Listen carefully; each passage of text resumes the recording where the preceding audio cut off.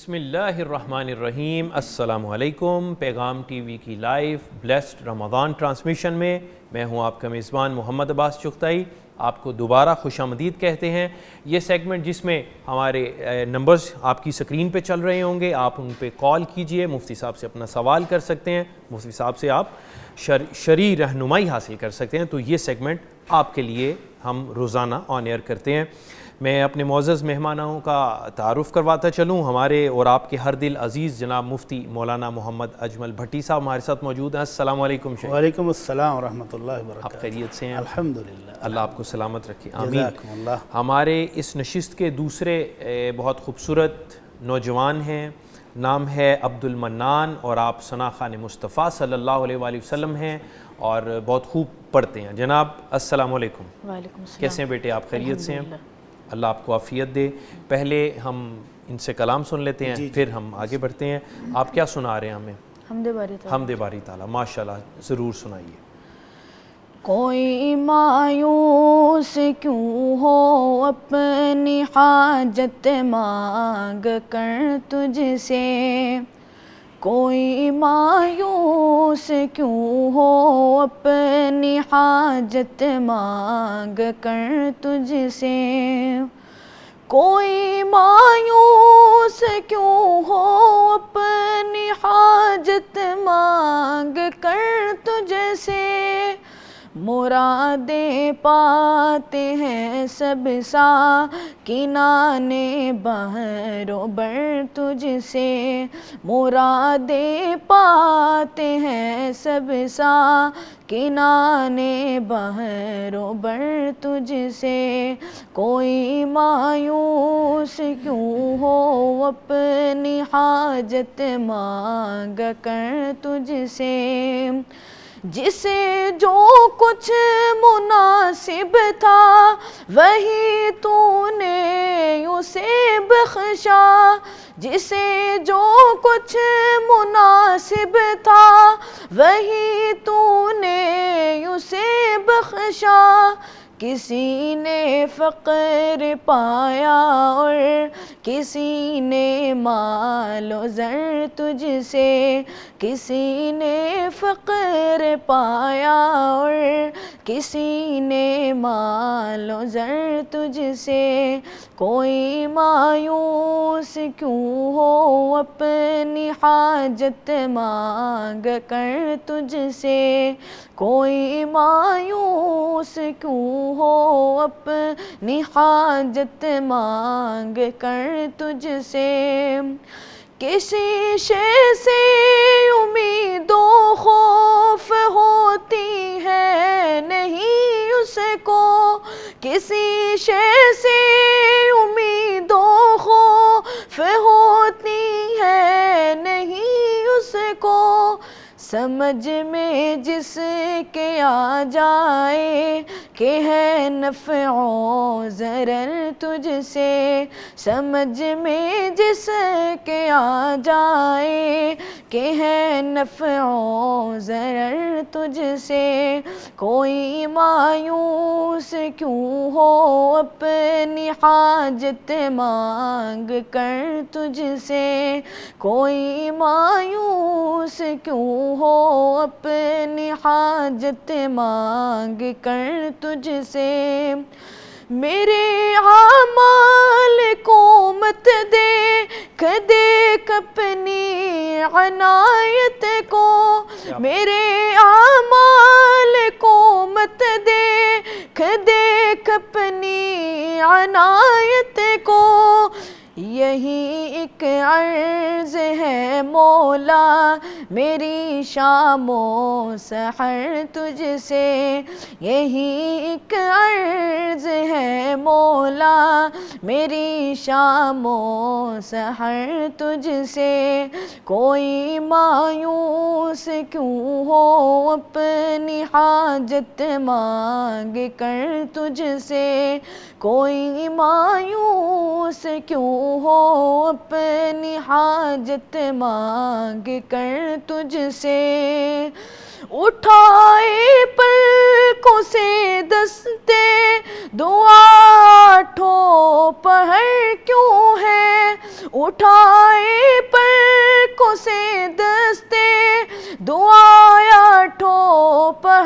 کیوں ہے مجھے معلوم ہے جو مانگتی ہے چشم تر تجھ سے مجھے معلوم ہے جو مانگتی ہے چشم تر تجھ سے کوئی مایوس کیوں ہو اپنی حاجت مانگ کر تجھ سے کوئی مایوس کیوں ہو اپنی حاجت مانگ کر تجھ سے دو عالم میں سوا تیرے نہیں حاجت روا کوئی دو عالم میں سوا تیرے نہیں حاجت روا کوئی بتا پھر کس سے مانگوں میں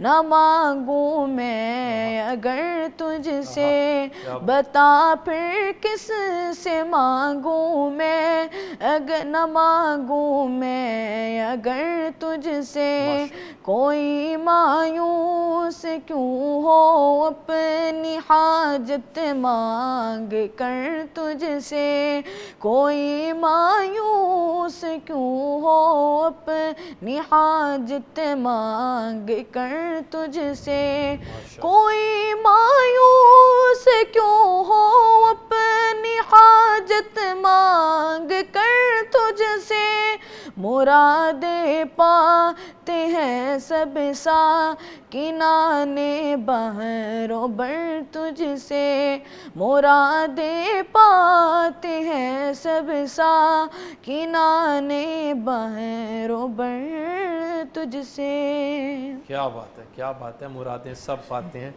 اس کے در سے سبحان اللہ بیٹے عبد المنان ماشاءاللہ اللہم زدہم فزد اللہ تمہیں عافیت دے اور ہمیشہ ثنا خوان مصطفیٰ صلی اللہ علیہ وآلہ وسلم میں اور پیارے اللہ سبحانہ و تعالیٰ کی حمد بیان کرنے والوں میں آپ کو شامل رکھے آمین بہت احسن انداز سے آپ نے پڑھا ماشاءاللہ شیخ بچے کے لیے کوئی دعا ہو جائے اللہ تعالیٰ ڈیروں برکتیں دے جی بچہ بتا رہا تھا کہ یہ درس نظامی بھی کر رہا ہے تو اللہ ان کو عالم ربانی بنائے اللہم ان کے علم اور عمل میں اللہ برکت دے اور ان کو والدین کے لیے صدقہ جاریہ بنائے آمین شیخ آج کیا وظیفہ ہم سب کو آپ بتا رہے ہیں بسم اللہ الرحمن الرحیم الحمدللہ رب العالمین والصلاة والسلام على اشرف الانبیاء والمرسلین اما بعد عباس بھائی کچھ دنوں کے بعد 10 دن وہ شروع ہونے والے ہیں جو سال کی تمام راتوں میں اعلیٰ اور افضل ترین راتیں ہیں سبحان اللہ اور پھر ان راتوں میں ایک رات وہ بھی ہے خیر من الف شہر سبحان اللہ جس میں کی گئی عبادت 1000 مہینوں کی عبادت سے بھی بہتر ہے کیا کہیں اور پھر ہم نے اس کو ڈھونڈنا ہے پھر ہم نے محنت کرنی ہے پوری رات جاگ کے کوشش کرنی ہے کہ اللہ کی عبادت کر کے اس سے جنت بھی لے لیں اور جہنم سے آزادی بھی پا لیں انشاءاللہ وہ محنت طلب کام ہے ہر بندہ نہیں کر پاتا تو کیا کوئی ایسا نسخہ بھی ہے کہ عمل وہ کسی اور دن کر لے اچھا اور ثواب اس کو ویسا ہی مل جائے جیسا لیلۃ القدر میں کیے ہوئے کسی عمل کا ملتا ہے واہ سبحان اللہ ہے نا گولڈن پیکج واقعی کہ عمل بندہ سال کے باقی جو 350-40 دن ہیں ان میں کوئی بھی عمل کر رہا ہے اور ثواب اس کا لیلۃ القدر میں کیے ہوئے عمل جیسا ہو جائے کیا بات اللہ اکبر سبحان اللہ ام المومنین عائشہ رضی اللہ عنہا عبداللہ ابن مسعود اور عبداللہ ابن عمر رضی اللہ عنہم اجمعین ان 3 صحابہ سے ایک روایت مصنف ابن ابی شیبہ میں ہے مرفوع نہیں ہے ان تینوں صحابہ کے اپنے اقوال ہیں ٹھیک ہے لیکن علماء کرام کہتے ہیں کہ یہ بات جو انہوں نے کی یہ ممکن نہیں ہے کہ کوئی صحابی اپنی طرف سے کرے تو یہ لازمی ہے کہ انہوں نے اللہ کے نبی صلی اللہ علیہ وسلم کی زبان مبارک سے یہ اجر و ثواب سنا ہوگا اور بیان کرتے وقت انہوں نے اپنے الفاظ میں بیان کر دیا ہے اور اللہ کے نبی صلی اللہ علیہ وسلم کا نام نامی درمیان میں شامل نہیں کیا کسی وجہ سے صحیح کسی وجہ سے نہیں کیا لیکن وہ اجر و ثواب جو وہ بیان کر رہے ہیں وہ صرف وہی ہستی بیان کر سکتی ہے جس کو ڈائریکٹ اللہ رب العزت کے ساتھ تعلق ہو سبحان اللہ جس کو وہی آتی ہو وہی بتا سکتا ہے کوئی دوسرا بتا نہیں سکتا تو اس لیے وہ علماء کرام کہتے ہیں کہ یہ اگرچہ موقوف حدیث ہے لیکن اس کا حکم مرفوع جیسا ہے. مرفوع حکم ہی ہے کہ اللہ کے نبی ہی کا فرمان ہوگا. اور وہ کیا ہے؟ اربع بعد العشاء کن کقدرہن من لیلۃ القدر. جو بندہ عشاء کی نماز کے بعد رات کو سونے سے پہلے 4 رکعت نفل نماز پڑھے، 2 کر کے پڑھ لے یا 4 کٹھی ایک سلام کے ساتھ پڑھ لے، تو ان کا ثواب ایسے ہی ہے جیسے اس نے یہ 4 رکعتیں لیلۃ القدر کے اندر پڑھی ہوں. سبحان اللہ. یہ مطلب نہ کوئی سمجھ لے کہ یہ جو 4 رکعتیں پڑھی ہیں تو یہ رات اس کی لیلۃ القدر جتنی ہوگی، نہیں، وہ ثواب اسی کا ہے. لیکن جتنا ثواب کسی بندے کو 4 نفل لیلۃ القدر میں پڑھنے کے ملیں گے، اتنا ہی ثواب اس کو عشاء کے بعد سونے سے پہلے اگر کوئی 4 نفل پڑھتا ہے تو اس کو ملیں گے. سبحان اللہ. اللہ سے ہمیں بھی توفیق دے، ہمت دے، تو ہم بھی انشاءاللہ آئندہ سونے سے پہلے 4 نفل پڑھ کے تو ڈھیروں ثواب کما کے سوئیں گے انشاءاللہ. مجھے لگتا ہے ساتھ ایک کالر ہیں. السلام علیکم. جی وعلیکم السلام. کیسے ہیں سر؟ ٹھیک ہے جی شکریہ. کون صاحب کہاں سے؟ سر حماد یاسر بات کر رہا ہوں فیصل آباد سے. جی حماد صاحب کیا پوچھنا چاہیں گے؟ سب سے پہلے سر السلام علیکم مفتی صاحب کو بھی. وعلیکم السلام ورحمۃ اللہ وبرکاتہ. مفتی صاحب سے سوال ہے. مفتی صاحب مجھے نا فطرانے کے بارے میں بتا دیں، اس سال فطرانہ کتنا ہے، اور فطرانہ جو ہے وہ گھر میں کن فرد پر لازم ہوتا ہے، کون سے افراد پر لازم ہوتا ہے فطرانہ؟ جی عمر صاحب آپ ٹی وی پہ دیکھیے مفتی صاحب کا جواب. عبداللہ ابن عمر رضی اللہ تعالی عنہما بیان کرتے ہیں، فرض رسول اللہ صلی اللہ علیہ وسلم صدقۃ الفطری علی الصغیر والکبیر والذکر والانثی والحر والعبد من المسلمین. ہر مسلمان خواہ وہ چھوٹا ہے یا بڑا، مرد ہے یا عورت، غلام ہے یا آزاد، سب پر صدقہ فطر فرض ہے. اب کتنا بچہ چھوٹا ہو تو فرض ہے، جو آج پیدا ہوا ہے اس پر بھی فرض ہے. اور ہے کتنا؟ صاع من تمر او صاع من شعیر. یہ مدینے کی خوراک تھی عمومی کہ وہ کھجور کھاتے تھے یا جو. گندم بہت بعد میں آئی ہے اور وافر مقدار میں آئی ہے. صحیح. تو جو چیز بھی آپ کھاتے ہیں، یعنی پاکستان میں اگر ہم چاول اور آٹا گندم کھاتے ہیں تو ان میں سے صاع دینا ہے. 1 صاع 2.5 کلو تقریباً. کچھ علماء کرام نے کہا نہیں اس کی مقدار 3 کلو ہو جاتی ہے. تو کسی بھی شک و شبے سے نکلنے کے لیے اگر کوئی بندہ 3 کلو فی کس، گھر کے جتنے افراد ہیں ان سب کی طرف سے 3 کلو آٹا یا 3 کلو چاول جو وہ دینا چاہیں. ٹھیک ہے. اس میں یہ ہے کہ اگر آپ زیادہ دیتے ہیں تو اللہ تعالیٰ کہتے ہیں وہ تمہارے لیے بہتر ہے. سبحان اللہ. تو وہ زیادہ دینا چاہے تو اس کی مرضی ہے. باقی وہ مارکیٹ سے قیمت معلوم کر لے تو اس کے ساتھ جو لازم ہے وہ اتنا. جزاکم اللہ خیر. ایک کالر ہے، ان کو لیتے ہیں. السلام علیکم. وعلیکم السلام ورحمۃ اللہ. جی کون صاحب؟ بات کر رہا ہوں اکاڑا سے. جی بسم اللہ. کیا پوچھنا چاہیں گے؟ 2 سوال تھے. ایک تو جمعہ کی ٹوٹل کتنی رکعات ہیں جو لازمی پڑھنی چاہیے، جو سنت مبارکہ ہیں اور جس کے اوپر صحابہ اکرام نے عمل کیا ہے، جو ہمارے لیے لازم ہے. ٹھیک ہے. سیکنڈ نمبر میں آپ نماز میں توجہ حاصل کرنے کے لیے کیا آنکھیں بند کر سکتے ہیں؟ اس کی اجازت ہے؟ جی بس یہ 2 سوال ہیں. جی پہلا سوال یہ کہ جمعے والے دن نماز کی رکعات کتنی ہیں. تو پہلی بات تو یہ کلیئر کر لیں کہ جمعے والے دن جمعے کی نماز ہے، ظہر نہیں ہے. اوکے. اگر کوئی شخص اس کو ظہر سمجھ کے پڑھ رہا ہے تو وہ غلط کر رہا ہے. ٹھیک ہے. جمعے والے دن جمعے والے دن جمعہ ہے اور اس کی خاص ترتیب ہے. ٹھیک ہے. یعنی ظہر سے پہلے ہم 4 سنتیں پڑھتے ہیں جی، اور ظہر کے بعد 2 پڑھتے ہیں. تو یہاں یہ نہیں ہے. یہاں حکم یہ ہے کہ جو شخص امام کے منبر پر تشریف فرما ہونے سے پہلے مسجد میں آیا ہے وہ پڑھ لے ما قدر لہ، جو اس کے مقدر میں ہے. جتنی رکعتیں پڑھ سکتا ہے، سبحان اللہ، جتنی بھی 2 کر کے پڑھ سکتا ہے، 10 15 20 جتنی پڑھ لے. لیکن جیسے ہی امام منبر پر بیٹھ جائے گا تو یہ اپنی نفل ختم کر کے تو خطبہ سننا شروع کر دے گا. سبحان اللہ. اور جو خطبے کے دوران آیا ہے اس کو حکم ہے کہ وہ مسجد میں انٹر ہوتے ہی 2 تحیت المسجد پڑھے گا اور مختصر پڑھے گا. ٹھیک ہے. لمبی قرات نہیں کرے گا، مختصر پڑھ کے تو خطبہ سننا شروع کر دے گا. ٹھیک ہے. تو یہ ہے جمعے سے پہلے. بہتر. اس کے بعد 2 فرض امام کے ساتھ، اور امام کے بعد اللہ کے نبی صلی اللہ علیہ وسلم نے 4 رکعت بھی پڑھی ہیں، 2 بھی پڑھی ہیں. ٹھیک ہے. تو کوئی شخص 2 پڑھ لے، کوئی شخص 4 پڑھ لے، الحمدللہ. تو یہ ٹوٹل نماز ہے جمعے والے دن. جی بہتر. اس کے بعد دوسرا سوال تھا بھائی کا کہ آنکھیں بند، نماز کے آنکھیں دوران بند کر آنکھیں بند سکتے ہیں خشوع کے لیے. جی تو جس طرح کے ہمارے جائے نماز ہیں، مسجدیں ہیں، گھر کے مناظر ہیں، وہ واقعی نا وہ چیزیں ڈسٹرب کرتی ہیں. کل ہم نے بیان کیا تھا نا کہ اللہ کے نبی صلی اللہ علیہ وسلم کے سامنے ایک پردہ تھا جس کے اوپر تصویریں تھیں، تو آپ نے کہا یہ نماز میں مجھے مشغول کر رہی تھی. تو ایسی حالت میں آنکھیں اگر بند ہو جائیں تو کوئی حرج نہیں، لیکن جان بوجھ کے نہیں کرنی، کھول کے نماز پڑھنی ہے. ٹھیک ہے. تو خشوع کے لیے کیا کرے؟ نماز کے ترجمے پر غور کرے کہ میں اپنے رب سے کیا مانگ رہا ہوں، یا وہ میرا رب مجھے کیا حکم کر رہا ہے، تو پھر خشوع آ جائے گا. کیا بات ہے، کیا بات ہے. ایک کالر ہے مزید. السلام علیکم. السلام علیکم. وعلیکم السلام. جی کون صاحب اور کہاں سے؟ میں ارشد بول رہا ہوں کالاپور سے تشہیر. جی بھائی کیا پوچھنا چاہ رہے؟ میرا سوال ہے سجدے کے بارے میں. جی جی پوچھیے بھائی، مفتی صاحب سن رہے ہیں آپ کو. جی میرا سوال ہے سجدے کے بارے سے. ایک صدقہ ہے کسی کو لاکھ رقم دینا، اور دوسرا صدقہ ہے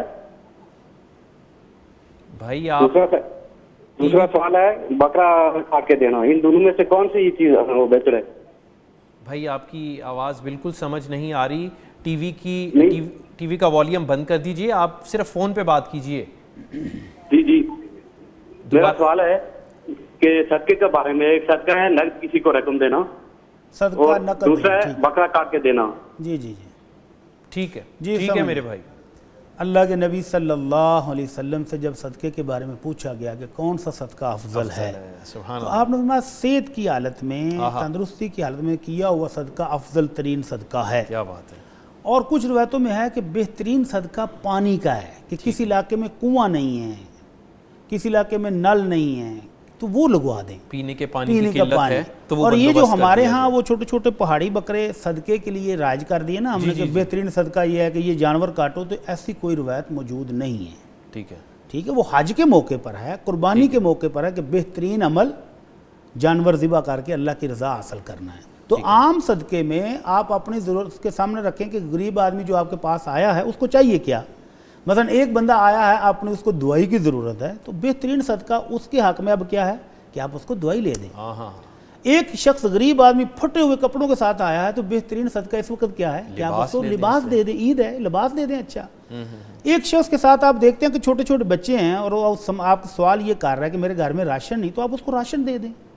تو اب مسکین اور فقیر کے حالات کو سامنے رکھتے ہوئے بھی فیصلہ ہو سکتا ہے. اور ان سب سے بہتر ہے کہ آپ مسکین آدمی کو صدقے میں رقم دیں، وہ اس کے ساتھ راشن خرید دے، وہ لباس لے، جو اس کی ضرورت ہے وہ لے لے. صحیح. اس نے بچی کی شادی کرنی ہے، وہ بچی کی شادی میں خرچ کر لے. تو جہاں اس کی ضرورت ہوگی وہ خود اپنی مرضی سے خرچ کر لے گا. تو بہترین صورت یہ ہے کہ آپ اس کو کیش دیں. جی بہتر، بہت شکریہ. ایک اور کالر ہیں بلکہ ان کو شامل کرتے ہیں. السلام علیکم. السلام علیکم. جی وعلیکم السلام ورحمۃ اللہ. جی کون صاحب کہاں سے؟ جی وقار حافظ آباد سے بات کر رہا ہوں. جی وقار صاحب کیا پوچھنا چاہیں گے؟ جی والدہ محترمہ فرما رہی ہیں، وہ کہہ رہی ہیں کہ رات رمضان المبارک کے مہینے میں رات کو جو ہے نا وہ قیام کی وجہ سے اور جو ہے نا وہ قرآن پاک کی تلاوت کی وجہ سے صبح فجر کے بعد جو ہے نا وہ آنکھ لگ جاتی ہے. تو اشراق کے لیے بہترین وقت کون سا ہے پھر؟ جی زبردست زبردست، بہت شکریہ جناب. اللہ تعالیٰ اماں جی کا صحت اور تندرستی سے نوازے. اماں جی کی نیکیاں اللہ تعالیٰ قبول فرمائے. تو ہم بھی آن لائن ریکویسٹ کرتے ہیں کہ اماں جی جب آپ دعائیں کریں تو ہمارے لیے بھی دعا فرما دیں. تو اشراق کا جو وقت ہے وہ ہے جب سورج طلوع ہوتا ہے تو اس سے 15-20 منٹ بعد، یہ شروع کا ٹائم ہے. یہ شروع ہو رہا ہے. ٹھیک ہے. اور اب یہ سورج ڈلنے تک باقی ہے. تو اماں جی کہتی ہیں کہ وہ رات کو زیادہ دیر قرآن پڑھا، نفل پڑھے، فجر پڑھے، جاگتے رہے تو آنکھ لگ گئی. تو بہتر تو یہ ہے کہ اماں جی اشراق تک 1 گھنٹہ اور جاگیں، دعائیں کریں، قرآن پڑھ لیں، اذکار کریں اور اشراق پڑھ کے سوئیں. اور اگر بالفرض آنکھ لگ جائے تو کوئی عرض نہیں، اماں جی اٹھیں 9، 9:30، 10 بجے تک یہ پڑھ سکتی ہیں. تو اگر تو سورج نکلنے کے فوراً بعد پڑھیں تو اس نماز کا نام ہے اشراق. ٹھیک ہے. 2 رکعت سے لے کر اللہ کے نبی صلی اللہ علیہ وسلم نے 8 تک پڑھی ہیں. ٹھیک ہے. اور اگر یہی نماز کو 9:30 8 بجے کے قریب پڑھتے ہیں تو یہ چاشت کہلاتی ہے. ٹھیک ہے. اور اگر یہ 10:30 11 بجے کے قریب جب دھوپ تیز ہو جاتی ہے اور اونٹ کے چھوٹے بچے ریت گرم ہونے کی وجہ سے باغ کے سائے میں چلے جاتے ہیں تو اس وقت اگر پڑھے تو اس کو نماز اوابین کہتے ہیں. تو یہ ایک ہی نماز ہے, 3 نام ہیں. تو وقت اس کا سورج بلند ہونے سے لے کر سورج کے ڈلنے تک دوپہر کے وقت. تو آج کل میرا خیال ہے کہ 12:15 بجے کے قریب زوال ہو رہا ہے. تو اس کا مطلب ہے کہ اس سے پہلے یہ درمیان کا جتنا ٹائم ہے اماں جی کو جب جاگ آئے تبھی پڑھیں. اللہ تعالیٰ قبول فرمائے. ایک کالر ہیں جی. السلام علیکم. السلام علیکم محترم, آپ آن لائن ہیں, مفتی صاحب آپ کو سن رہے ہیں, آپ سوال کیجئے. کون اور کہاں سے؟ جی میں کوہاٹ سے عباسی بات کر رہا ہوں. جی بھائی کیا پوچھنا چاہیں گے؟ میرے بھائی آپ کے پاس سے ڈسٹورشن بہت زیادہ آ رہی ہے, یا کچھ سائیڈ پہ ہو جائیے. جی میں عبدالعزیز بات کر رہا ہوں کوہاٹ سے. جی میرا سوال یہ ہے مفتی صاحب سے کہ اسلام میں جیل کی گنجائش کتنی ہے, یعنی قید کی گنجائش کتنی ہے کہ 1 سال کو 25 سال قید کرو, یا عمر بھر قید کرو, یا 5 سال قید کرو, یا 10 سال قید کرو؟ یہ جیل اسلام میں گنجائش ہے کسی بھی اتنا عرصہ قید کرنے کی؟ جی اسلام میں اللہ رب العزت نے سزائیں مقرر کر دی ہیں. ٹھیک ہے. ان کو کہتے ہیں حدود. مثلا چور چوری کرے, چوری کا جرم ثابت ہو جائے تو اس کا ہاتھ کاٹنے کا حکم ہے. ٹھیک ہے. اگر کوئی شخص قتل کر دیتا ہے, قتل کا جرم ثابت ہو جائے تو قصاص میں اس کو قتل کر دیا جائے گا. ٹھیک ہے.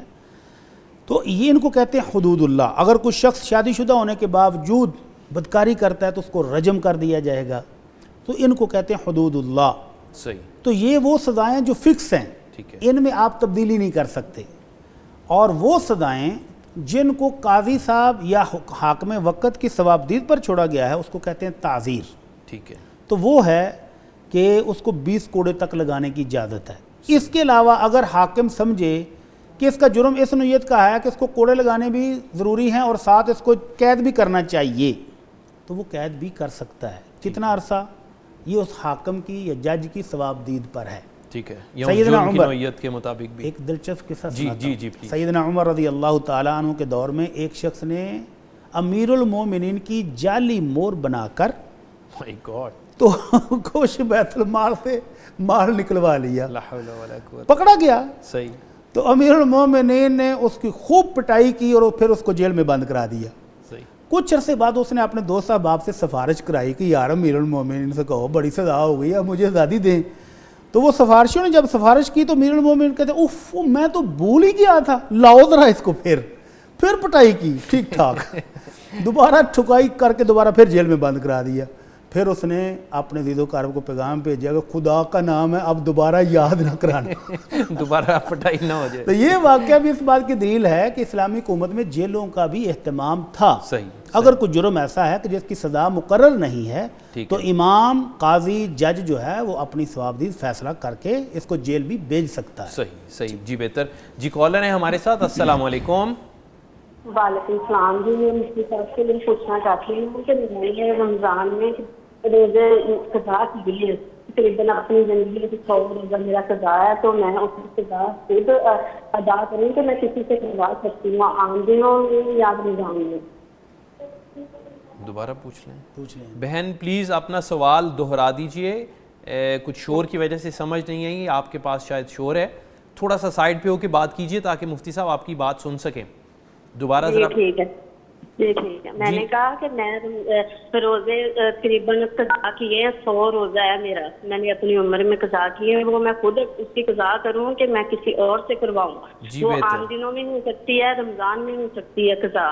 جی بہتر بہن ٹھیک ہے. دوسرا میرا سوال یہ ہے کہ میرا بار بار مسکیریج ہو جاتا ہے پہلے دوسرے ماہ میں, اور قاری صاحب سے کہیں کہ میرے لیے دعا بھی کریں اور مجھے کوئی وظائف بھی بتائیں کہ تاکہ میرا مسکیریج نہ ہو. جی بہن اللہ آپ پر رحمت فرمائے. آمین. جی اللہ تعالیٰ ہماری بہن کو اپنی رحمتوں سے نوازے اور ان کو اولاد صالحہ نیک سیرت اولاد عطا فرمائے, بیٹے اور بیٹیاں عطا فرمائے. تو پہلا سوال ان کا یہ تھا کہ 100 تقریباً روزے قضا ہو چکے ہیں, تو وہ خود رکھیں یا کسی سے رکھوا لیں. اور یہ جو روزے کی عبادت ہے رمضان میں تو خود وہ اسی سال کے رکھیں گے نا, اس میں تو قضا ہو نہیں سکتی. تو جو رہ چکے ہیں, یہ روزہ ایک ایسی عبادت ہے کہ یہ کسی دوسرے سے کروائی نہیں جا سکتی, تو ان کو خود ہی رکھنے ہیں, ایک ایک کر کے 2 کر کے آسانی کے ساتھ. سوموار اور جمعرات کا رکھیں, ٹھیک ہے. اللہ کے نبی صلی اللہ علیہ وسلم نفلی رکھتے تھے تو یہ ان دنوں میں فرضی رکھ لیا کریں. تو آہستہ آہستہ کر کے اپنی زندگی میں ان کو یہ پورا کریں خود. صحیح. اور اگر خدا کو اللہ کو یہ منظور ہو کہ ان کی زندگی اتنی ہی تھی, یہ اللہ کو پیاری ہو جائیں, رہ جائیں پھر ان کے وارث بھی رکھ سکتے ہیں. لیکن اگر جب تک اللہ نے زندگی دی ہوئی ہے ان کو اپنے روزوں کا خود اہتمام کرنا ہے اور خود رکھنے ہیں. باقی انہوں نے کہا جی بچوں کے لیے کوئی دعا, تو کثرت سے استغفار بے شمار بیماریوں اور غموں کا علاج ہے استغفار, اور اس کے ساتھ کثرت سے درود شریف پڑھیں, اللہ تعالیٰ سے دعائیں کریں اور اللہ سے اس کی رحمتیں مانگیں تو انشاءاللہ ضرور ملیں گی. اللہ کریم ان پر بہت رحمت فرمائے, آمین, اور ان کی جائز حاجت اللہ کریم اپنی رحمت سے پورا فرمائے. ایک چھوٹا سا وقفہ ہے ناظرین, ایک چھوٹا سا بریک ہے, اور بریک کے بعد لوٹ کے آپ کی خدمت میں آ رہے ہیں اس یقین کے ساتھ کہ آپ ہمارے ساتھ ہیں.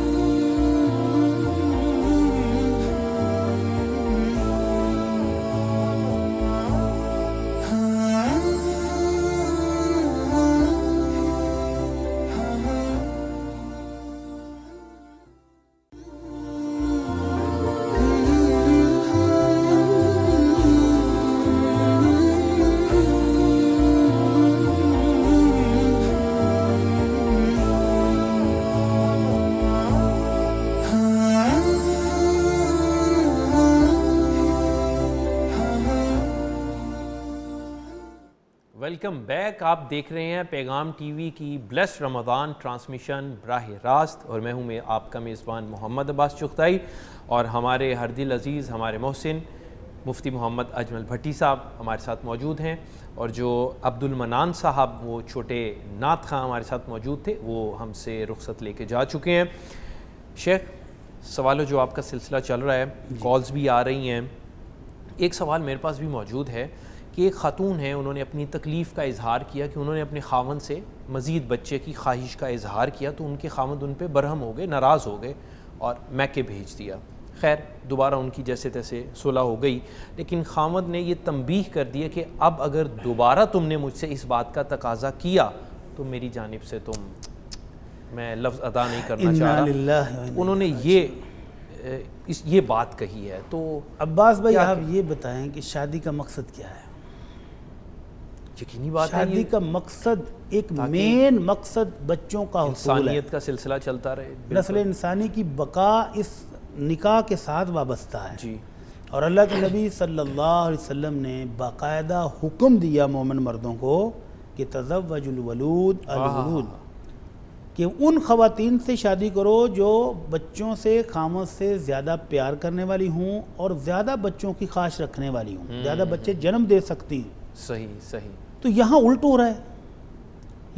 ہو رہا ہے, کہ بیوی چاہتی ہے کہ وہ بھی ماں بنے, اس کے بھی بچے ہوں, اور یہ اس کی فطری خواہش ہے. بالکل صحیح. اور اللہ رب العزت فرماتے ہیں وَلَهُنَّ مِثْلُ الَّذِي عَلَيْهِنَّ, جس طرح عورتوں کے فرائض ہیں ان کے حقوق بھی ہیں, جس طرح مرد کی فطری خواہش ہے عورت کے بھی اس کا بھی پورا حق ہے. تو جو مرد بیوی کی اس فطری خواہش کو پورا نہیں کرنا چاہتا تو اس بھائی صاحب نے شادی کی کیوں ہے؟ صحیح. یا تو وہ اچھے طریقے سے اس کو بیوی بنا کے رکھے, فَإِمْسَاكُمْ بِمَعْرُوفٍ أَوْ تَسْرِيحٌ بِإِحْسَان. اللہ نے یہ قانون بیان کر دیا ہے کہ اگر بیوی کو رکھنا ہے تو اچھے طریقے سے بساؤ, اور اگر چھوڑنا ہے تو احسن انداز سے اس کو فارغ کرو. لٹکا کے نہیں رکھنا کہ وہ شادی شدہ ہو کے بھی بیوی نہ ہو, شادی شدہ ہو کے بھی بیوی والے اس کو حقوق حاصل نہ ہوں, اس کی جائز مطالبات پورے نہ کیے جائیں, اور بلکہ اس کو دھمکی دی جائے. ہاں یہ ہو سکتا ہے کہ ایک شخص کی ایک سے زائد بیویاں ہوں, اور وہ کسی ایک بیوی سے کہتا ہے کہ میں تمہیں اس صورت میں بیوی رکھنے کے لیے تیار ہوں کہ تم مجھ سے یہ والا حق نہیں مانگو گی, اچھا, یا تم مجھ سے خرچہ نہیں مانگو گی, یا تم مجھ سے رہائش کا مطالبہ نہیں, کوئی ایک حق اپنا وہ مائنس کروانا چاہتا ہے. تو اللہ کہتے ہیں وَالصُّلْحُ خَيْرٌ, اس رشتے کو توڑنے کی بجائے اگر کمپرومائز کر کے کچھ لے دے کے کچھ پلس مائنس کر کے رشتہ بچتا ہے تو یہ بہت اچھا ہے. لیکن اگر اس کی بیوی ہی ایک ہو اور وہ بیوی اس کی فطری خواہش ہے کہ وہ بھی ماں کہلائے, ماں بنے, اور یہ خاوند کہتا ہے کہ نہیں اگر تم نے آئندہ مجھ سے یہ بات کی تو پھر تم میری طرف سے فارغ ہو, تو یہ ظلم ہے. اس بھائی کو اللہ سے ڈرنا چاہیے اور بیوی کے حقوق ادا کرنے چاہیے. ہاں اگر اس الزام یا اس دھمکی کی بنا پر یہ بیوی کہتی ہیں کہ میں اس کے ساتھ نہیں رہنا چاہتی تو اس کو خلع کا پورا حق حاصل ہے, اور اگر وہ گزارا کرنا چاہتی ہے تو اس جیسی نیک بیوی کوئی نہیں, وہ گزارا کر لے, لیکن اس بھائی کو اللہ سے ڈرنا چاہیے. ایک چیز اور بیان کر بس کہ البتہ اس کی یہ جو دھمکیاں ہیں یہ طلاق نہیں ہے. اچھا یہ نہیں ہے, یا بیوی روٹ کر میکے چلی جائے 2 ماہ 3 ماہ سال تو یہ طلاق نہیں ہوتی. ہمارے ہاں یہ معروف ہے کہ 3 ماہ بیوی روٹ کے چلی جائے تو وہ طلاق خود بخود ہو جاتی ہے. ایسا نہیں ہے. جب تک خاوند طلاق کا لفظ بول کے طلاق نہ دے یا مبہم الفاظ کے ساتھ نیت شامل نہ ہو اس وقت تک طلاق نہیں ہوتی. اس نے کہہ دیا کہ اگر تم نے اب دوبارہ مجھ سے مطالبہ کیا تو میری جانب سے فارغ ہو. اگر اس کے ساتھ اس کی نیت بھی یہی ہے کہ وہ طلاق دے دے گا تو پھر یہ مبہم الفاظ ہی طلاق شمار ہوں گے, اور اگر یہ صرف دھمکی ہے تو پھر یہ طلاق نہیں ہے. اللہ تعالیٰ سب بڑوں کو محفوظ کو شامل کرتے ہیں. جی السلام علیکم. جی وعلیکم السلام. جی کون صاحب کہاں سے؟ جی میں بشیر بات کر رہا ہوں گجرانوالہ سے. جی بسم اللہ, کیا پوچھنا چاہیں گے مفتی صاحب سے؟ سر میں یہ پوچھنا چاہ رہا ہوں کہ وتر جو ہم نماز عشاء میں پڑھتے ہیں. جی میں بشیر احمد بات کر رہا ہوں. جی میرے بھائی جو آپ نے فرمایا جو وتر ہیں ان کے بارے پوچھیں. جی تو سر میں یہ پوچھنا چاہ رہا ہوں عشاء کی نماز میں جو وتر پڑھتے ہیں نا اس کا سر عشاء کی نماز کے وقت ہی وتر پڑھنا مطلب زیادہ ثواب ملتا ہے یا اس کو تہجد کے وقت پڑھے تو زیادہ ثواب ملتا ہے؟ جی بہتر بشیر صاحب, ابھی اس کا مفتی صاحب جواب دیتے ہیں. جی اللہ کے نبی صلی اللہ علیہ وسلم کی 2 طرح کی ہدایات اور 2 طرح کی تعلیمات ہیں. حضرت ابو ہریرہ رضی اللہ تعالیٰ عنہ کو نصیحت فرمائی کہ ابو ہریرہ وتر پڑھ کر ہی سونا. ٹھیک ہے. اور حضرت ابو ہریرہ کہتے ہیں اللہ کے نبی نے مجھے 3 نصیحتیں کی تھیں, ان میں سے ایک یہ ہے کہ وتر پڑھ کر سونا تو میں تو زندگی بھر اس پر عمل کروں گا, کبھی نہیں چھوڑوں گا. سبحان اللہ. تو آپ نے فرمایا کہ تمہاری رات کی جو تہجد کی نماز ہے اس میں آخری چیز وتر ہونا چاہیے. ٹھیک ہے. تو جس بندے کو یہ کنفرم ہے, اعتماد ہے, الارم لگایا ہوا ہے, عادت بن چکی ہے کہ وہ صبح اٹھتا ہے تو وہ عشاء کے بعد وتر نہیں پڑھے. ٹھیک ہے. وہ صبح سحری کے ٹائم اٹھے, جتنے نفل پڑھنے ہیں پڑھ کے اینڈ پر وتر پڑھے. صحیح. اور جس کو پتا کہ میں سارا دن کام کاج کر کے تھکا ہوں میرے سے اٹھا نہیں جانا وہ عشاء کے بعد پڑھ لے تاکہ اس کا وتر ضائع نہ ہو جائے. باقی ثواب کب زیادہ ہے یہ تو اللہ تعالیٰ نے نیت کو دیکھنا ہے, خلوص کو دیکھنا ہے.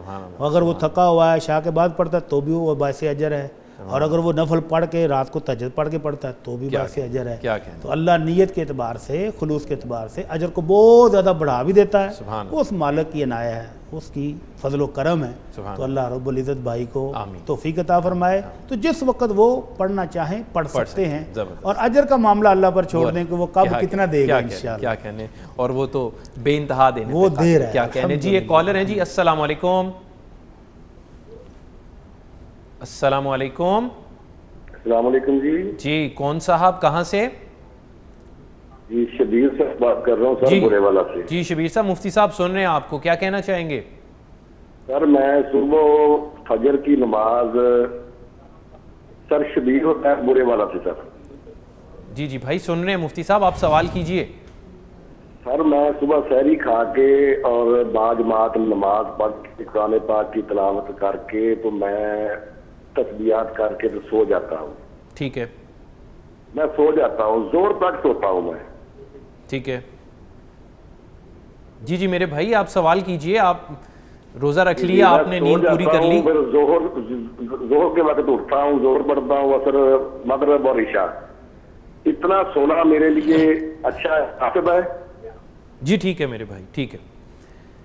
اگر تو یہ بھائی رات کو مثلا تراویح پڑھتے رہے, پھر نفل پڑھتے رہے, قرآن پڑھتے رہے, کم سوئے ہیں اور اشراق کے بعد ان کو نیند آ رہی ہے تو سونے میں کوئی حرج نہیں. صحیح. اگر ان کے پاس کوئی اور کام بھی نہیں ہے, ٹھیک ہے, اور رات بھی ماشاءاللہ انہوں نے اللہ کی عبادت کی ہے جی بھر کر, تو آپ زور تک کا جو درمیانی وقفہ ہے اس میں سونا چاہیں تو کوئی حرج نہیں ہے. ٹھیک ہے. اور اگر یہ رات بھی سوئے رہے اور صبح اٹھ کے فجر ہی پڑی ہے اور آپ پھر سو گئے ہیں تو اس طرح کی بیکار زندگی تو نہیں گزارنی چاہیے. اور خاص طور پر رمضان مبارک کے یہ قیمتی لمحات اس طرح سو کے ضائع نہیں کرنے چاہیے. تو اگر وہ واقعی رات کو جاگے ہیں تو دن کو تھوڑا سو لیں, اور اگر وہ رات بھی سوئے رہے تو پھر دن کو ان کو عبادت میں صرف کرنا چاہیے وقت, اور اپنی دیگر زندگی کے جو معاملات ہیں ان کو دیکھنا چاہیے. کیا کہنا ہے؟ مومن کی ہر چیز ہی باعث اجر ہے. سبحان اللہ. اگر وہ اس نیت سے سوتے ہیں کہ میں فریش ہو کر اٹھ کے دوبارہ پھر اللہ کی بات کروں گا تو یہ سونا بھی عبادت بن جائے گا. کیا بات ہے, کیا یہ بات, نیند بھی باعث عبادت ہو جائے گی. سبحان اللہ, سبحان اللہ. شیخ ایک سوال ہمارے پاس موجود ہے کہ کسی شخص نے نماز کی تمام رکعات ادا کر لیں, بھلے وہ 2 ہیں 3 ہیں یا 4 ہیں, اس نے نماز کی رکعات ادا کر لیں, لیکن آخری رکعت میں وہ بھول گیا کہ میں نے ساری نماز ادا کر لی ہے اور وہ اگلی رکعت کے لیے کھڑا ہو گیا.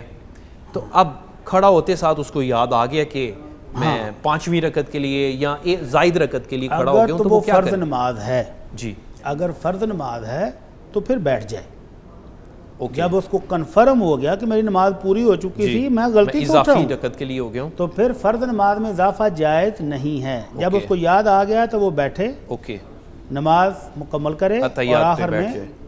تحیات پڑھے ٹھیک ہے, اور اینڈ پر جا کر سجدہ صاف کر کے سلام پھیر دے. جی بیٹا, یہ فرض کا, یہ فرض کا ہے. اور اگر نفل تھے جی اور وہ پڑھ رہا تھا, یعنی 2 پڑھے تو تیسرے کے لیے کھڑا ہو گیا, تو ہے. کوئی بات نہیں, اب وہ 4 کر لے, تیسری بھی نفل ہے نا. صحیح. تو نفل کا مطلب ہی ہے زائد, جو اللہ کی رضا کے لیے وہ پڑھ رہا ہے. تو اب تیسری کے لیے اٹھ کے اس کو یاد آ گئی یہ تو میری تیسری ہے, تو ایک اور ملا کے 4 کر کے سلام تو پھیر وہ لے. جو 4 رکعت ہوں گی ایک اتحیات کے ساتھ ہوئیں پھر؟ ہاں, ایک اتحیات کے ساتھ, جی کوئی بہتر. بات نہیں, بھول گیا تھا نا, تو ایک ہی اتحیات کے ساتھ وہ 4 پڑھ کے اینڈ پر سجدہ صاف کر. جی بہتر. سر ایک چھوٹا سا بریک ہے. ناظرین ایک بریک ہے, بریک کے بعد دوبارہ آپ کی خدمت میں حاضر ہو رہے ہیں.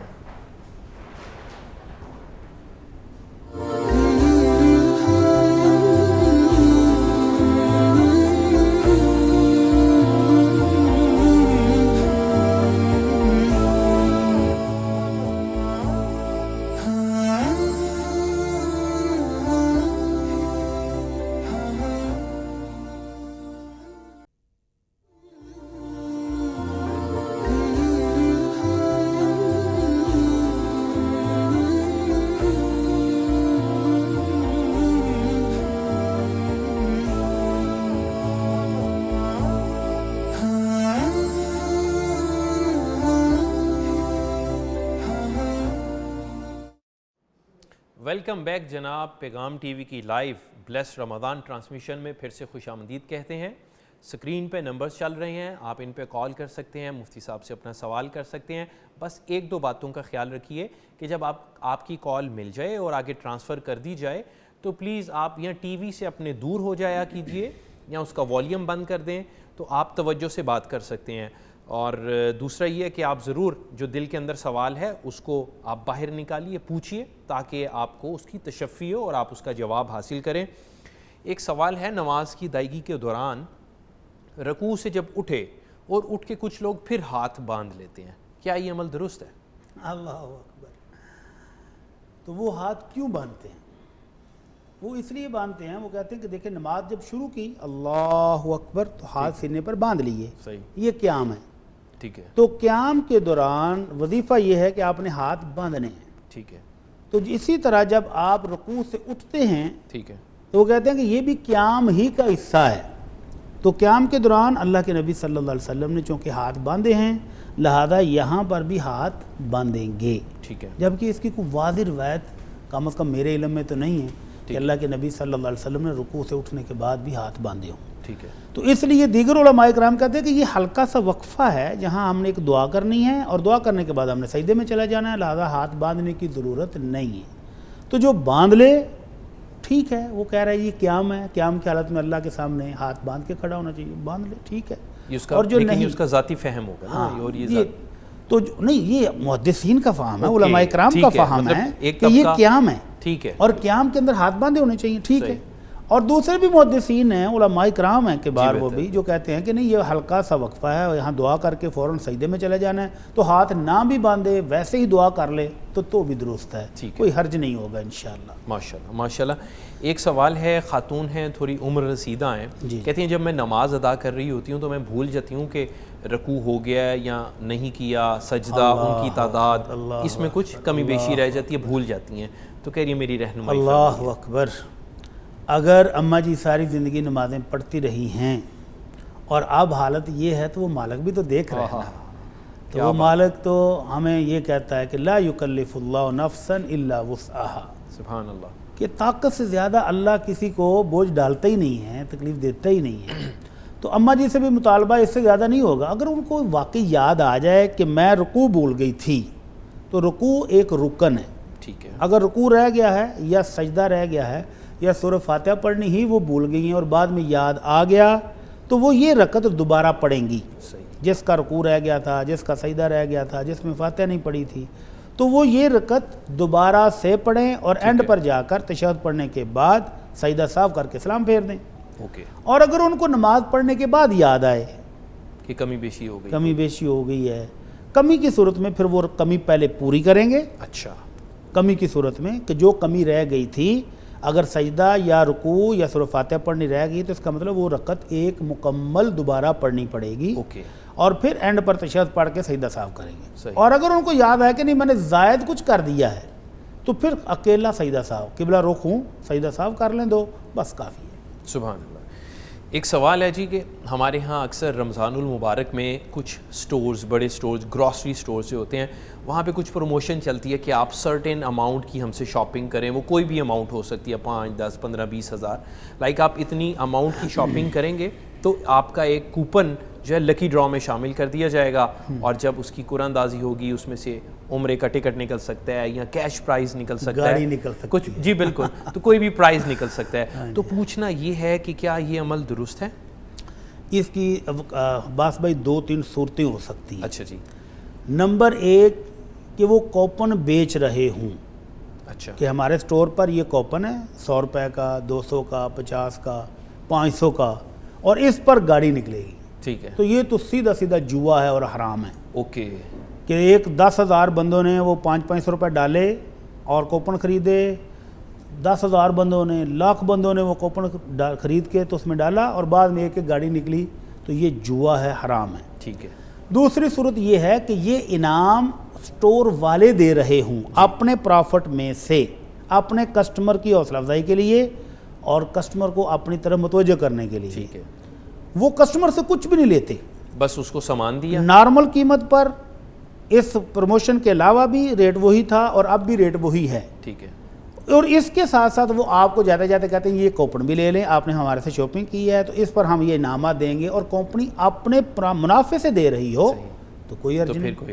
پھر کوئی حرج نہیں، یہ انعام ہے، یہ گفٹ ہے. ٹھیک ہے. کمپنی اپنی طرف سے دے رہی ہے تو جائز ہے، بزنس پروموشن کے لیے. بزنس پروموشن کے لیے. جی. تیسری صورت ہے کہ وہ ریٹ بڑھا دیں چیز کے، جو نارمل ریٹ تھے ریٹ بڑھا کے، اور وہی جو ریٹ بڑھایا ہے اس پر وہ گاڑی دیں، تو پھر بھی یہ جائز نہیں ہوگا. ٹھیک ہے. پھر بھی یہ جائز نہیں پھر ہوگا، یہ جائز نہیں، کیونکہ وہ جو آپ نے زائد پیسے دیے گویا کہ وہ آپ نے اس جوے میں اپنی رقم ڈالی ہے. 2 صورتوں میں جائز نہیں ہے، بس ایک صورت میں جائز ہے کہ جب کمپنی اپنے پرافٹ میں سے کسٹمر کے کوئی بھی اس کے اندر شیئرنگ نہیں ہے تو اپنے پرافٹ میں سے خالص انعام دے تو وہ گفٹ ہے. اور اگر کسی بھی صورت میں کسٹمر کی شیئرنگ اس میں ہوتی ہے تو پھر وہ جوا ہے اور پھر وہ حرام ہے. اللہ تعالیٰ محفوظ فرمائے. ایک کالر ہیں، شامل کریں گے. السلام علیکم. السلام علیکم. وعلیکم. جی کون صاحب، کہاں سے بات کر رہے؟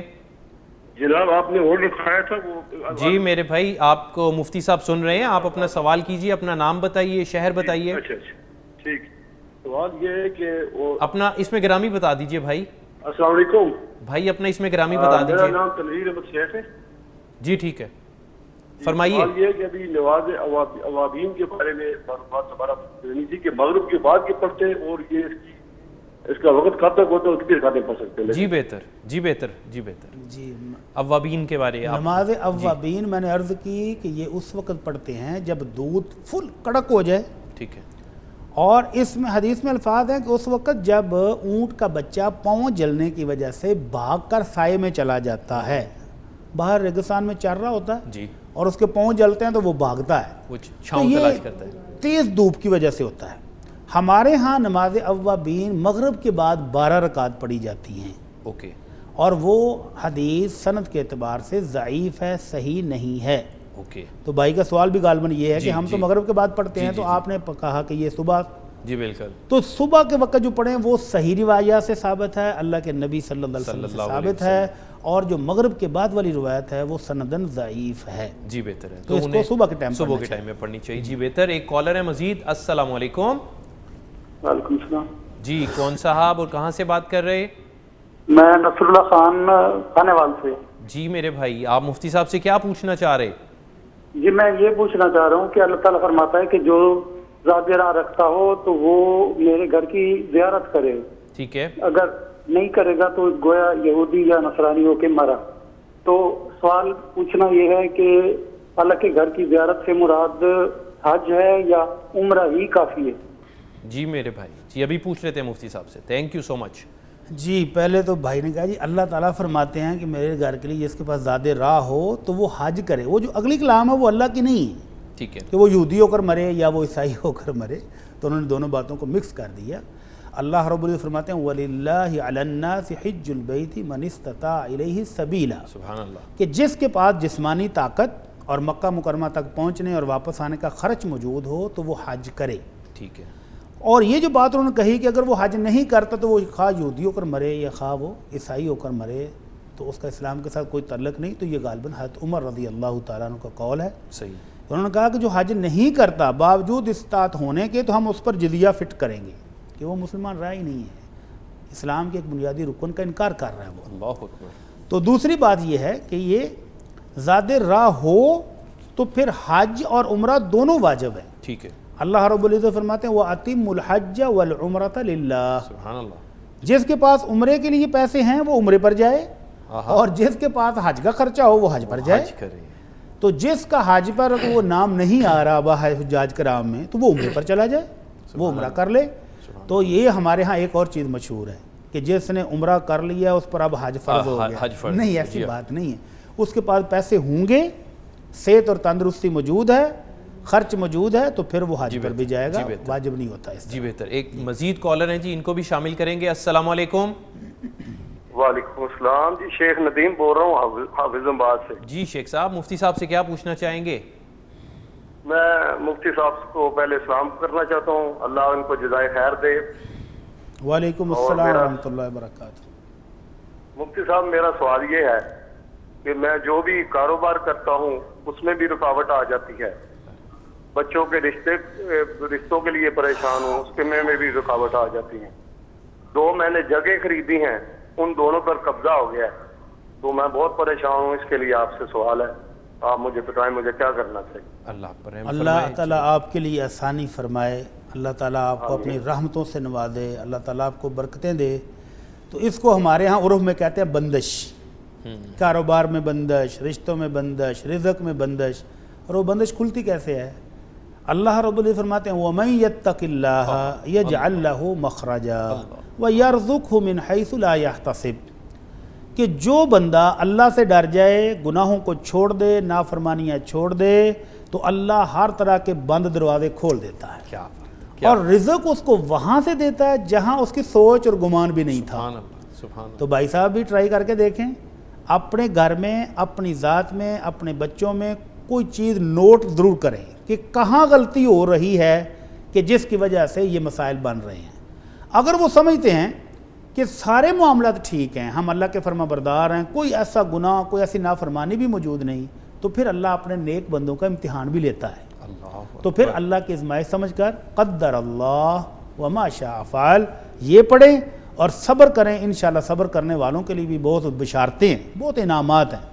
اور اگر گھر کے اندر کوئی ایسی نافرمانی واقعتاً موجود ہے کہ جس کی وجہ سے اللہ ناراض ہے اور یہ رکاوٹیں آ رہی ہیں, تو پھر پہلے اس رکاوٹ کو دور کریں, اس نافرمانی کو ختم کریں, اور پھر اللہ سے دعا کریں. اور درود شریف جیسا کوئی وظیفہ نہیں ہے اس نیت سے کہ اللہ ہم تو اس سے معافی مانگ رہے ہیں, تیرے محبوب پر ایک دفعہ درود پڑھیں تو 10 رحمتیں ہمیں بھی چاہیے. تو نیت کر کے کہ یہ میرا کام خراب ہوا تھا, یہ بزنس خراب ہو گیا, یہ پلاٹ پر قبضہ ہو گیا, میں اس نیت سے درود شریف پڑھ رہا ہوں کہ اللہ میرے یہ سارے معاملات حل کر دے. تو آج سے ہی پڑھنا شروع کر دیں, اور پھر درود شریف کی کرامات دیکھیں کہ کیا ہوتی ہیں.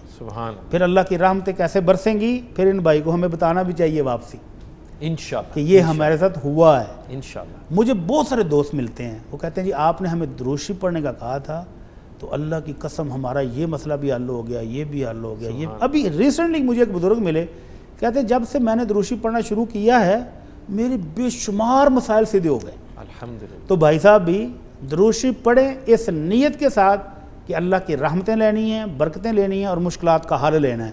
تو اللہ کے نبی صلی اللہ علیہ وسلم کی گارنٹی ہے اذن تکفی ہمک ویغفر لک ذنبک, کہ اللہ ساری پریشانیاں بھی دور کرے گا, دکھ بھی دور کرے گا, رکاوٹیں بھی دور کرے گا اور سارے گناہ بھی معاف کرے گا.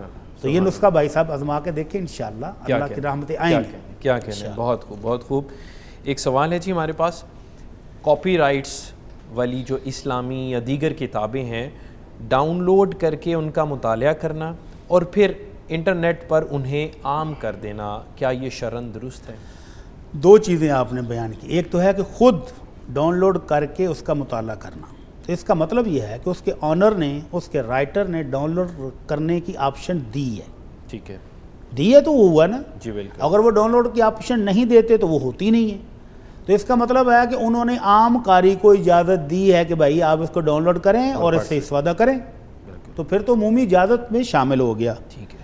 اب دوسری بات کہ کیا انہوں نے ایک کتاب کو لکھنے پر محنت, خرچہ, پرنٹنگ پر خرچہ, نشر و اشاعت پر خرچہ, ان کے بے تحاشا مال اور وقت صرف ہوا ہے, اور ایک شخص اٹھے ان کی کتاب ڈاؤن لوڈ کرے, انہوں نے اجازت دی تھی کہ آپ پڑھ لیں, اور وہ اس کو اپنے کمرشل استعمال میں لے آئے, اپنی ویب سائٹ پہ لگا لے یا اس کو دوستوں کو شیئر کرنی شروع کر دے, تو پھر یہ اس مسلمان بھائی کی حق تلفی ہوگی. ٹھیک ہے. اس کے لیے ان کو ان سے اجازت لینی چاہیے. جی بہتر. اجازت مل جائے تو بے شک جہاں مرضی نشر کریں, اور اگر مؤلف نے پہلے لے کے دے دیا کہ کوئی حقوق محفوظ نہیں ہے, میری یہ کتاب ہے, جو چاہے پرنٹ کر لے, جو چاہے اس کو پڑھے, جو چاہے شیئر کرے, تو پھر ٹھیک ہے. اور اگر اس کی طرف سے اجازت نہ ہو تو پھر یہ شرعاً جائز نہیں ہوگا. جی بہتر. اگلا سوال موجود ہے, دوا ساز کمپنی اپنے میڈیکل ریپرزینٹیٹیو جو ان کے ہوتے ہیں ان کو, تو وہ جو ریپرزینٹیٹیو ہوتے ہیں وہ کمپنی کی طرف سے ڈاکٹر حضرات کو دکھانے کے لیے بطور سیمپل کچھ ادویات دیتے ہیں تاکہ وہ ڈاکٹرز ان ادویات کو یاد رکھیں اور ان کو مریضوں کو لکھ کے دے سکیں. مگر ہوتا یہ ہے کہ وہ جو ریپرزینٹیٹیو ہیں ڈاکٹر کو صرف زبانی کلامی دوائی کا تعارف کرواتے ہیں اور کمپنی کی طرف سے فراہم کردہ ادویات فروخت کر دیتے ہیں, جو ان کو سیمپلز ملتے ہیں وہ فروخت کر دیتے ہیں, ڈاکٹر کو نہیں دیتے.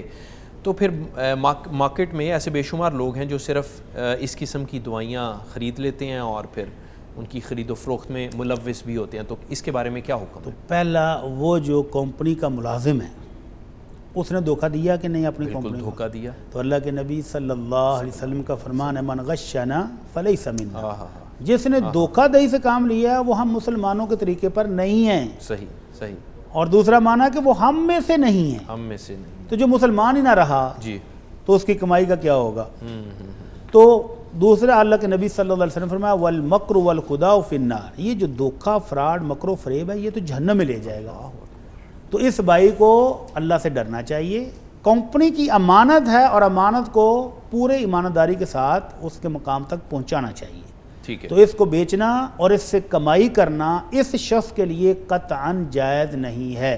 یہ ہو گیا اس ریپرزینٹیٹیو کے لیے, نمائندے کے لیے, کارکن کا, کمپنی کا ملازم جو ہے. اب جس نے اس سے خریدی, جی وہ جو میڈیکل سٹورز والے ہیں, سٹورز والے خرید لیتے ہیں کیونکہ ان کو سستی مل جاتی ہے. اگر وہ کمپنی سے خریدیں تو مہنگی, اور اگر اس سے خریدیں تو سستی. تو اس کا مطلب یہ ہے کہ اللہ رب العزت کہتے ہیں وَلَا تَعَاوَنُوا عَلَى الْإِثْمِ وَالْعُدْوَانِ. یہ کمپنی کا ملازم کمپنی سے بے ایمانی کر رہا تھا اور آپ نے اس کے ساتھ یہ خرید و فروخت کر کے تعاون کیا ہے, تو وہ گناہ کر رہا تھا اور آپ اس کے ساتھ سہولت کار بنے. اگر آپ اس کو شرم دلائیں کہ بھائی خدا کا خوف کرو, یہ تو ڈاکٹر کے لیے نسخہ تھا, آپ مجھے کیوں بیچ رہے ہو, تو ہو سکتا ہے اس کو بھی غیرت آ جائے, کچھ شرم آ جائے. تو جب آپ اس کو باقاعدہ فون کر کے کہتے ہیں آتے ہوئے اتنے سیمپل لیتے آنا, تو اس کا مطلب آپ اس گناہ میں اس کے ساتھ شامل ہو گئے, تو پھر آپ بھی گناہ گار ہیں. تو کمائی اس کی بھی حرام ہو گئی, اس کی بھی حرام ہوگی, اس سے بچنا چاہیے. ایک کالر ہیں جی, السلام علیکم. وعلیکم السلام. جی کون صاحب, کہاں سے بات کر رہے؟ جی میں راشد محمود سرگودا سے بات کر رہا ہوں. جی راشد صاحب, آپ مفتی صاحب سے کیا پوچھنا چاہیں گے؟ سر میرا سوال ہے کہ اگر ایک بندہ ڈیوٹی پہ جا رہا ہے روزانہ, جی تو کیا وہ قصر نماز پڑھ سکتا ہے, اور اس کی سفر کتنا ہونا چاہیے کہ وہ قصر نماز سے جو ہے وہ واجب؟ لائک آپ یہ پوچھنا چاہ رہے ہیں کہ آپ کی ڈیوٹی ہے وہ کہیں شہر سے دور ہے یا آپ کے گھر سے دور ہے, تو آپ یہ پوچھنا چاہ رہے ہیں کہ قصر کہاں پہ ہم پڑھیں گے؟ جی جی بہتر، آگے کتنی قصر ہو سکتی ہے جمعہ کی کتنی قصر؟ جی راشد صاحب، جی بہتر مفتی صاحب آپ کو جواب دے رہے ہیں۔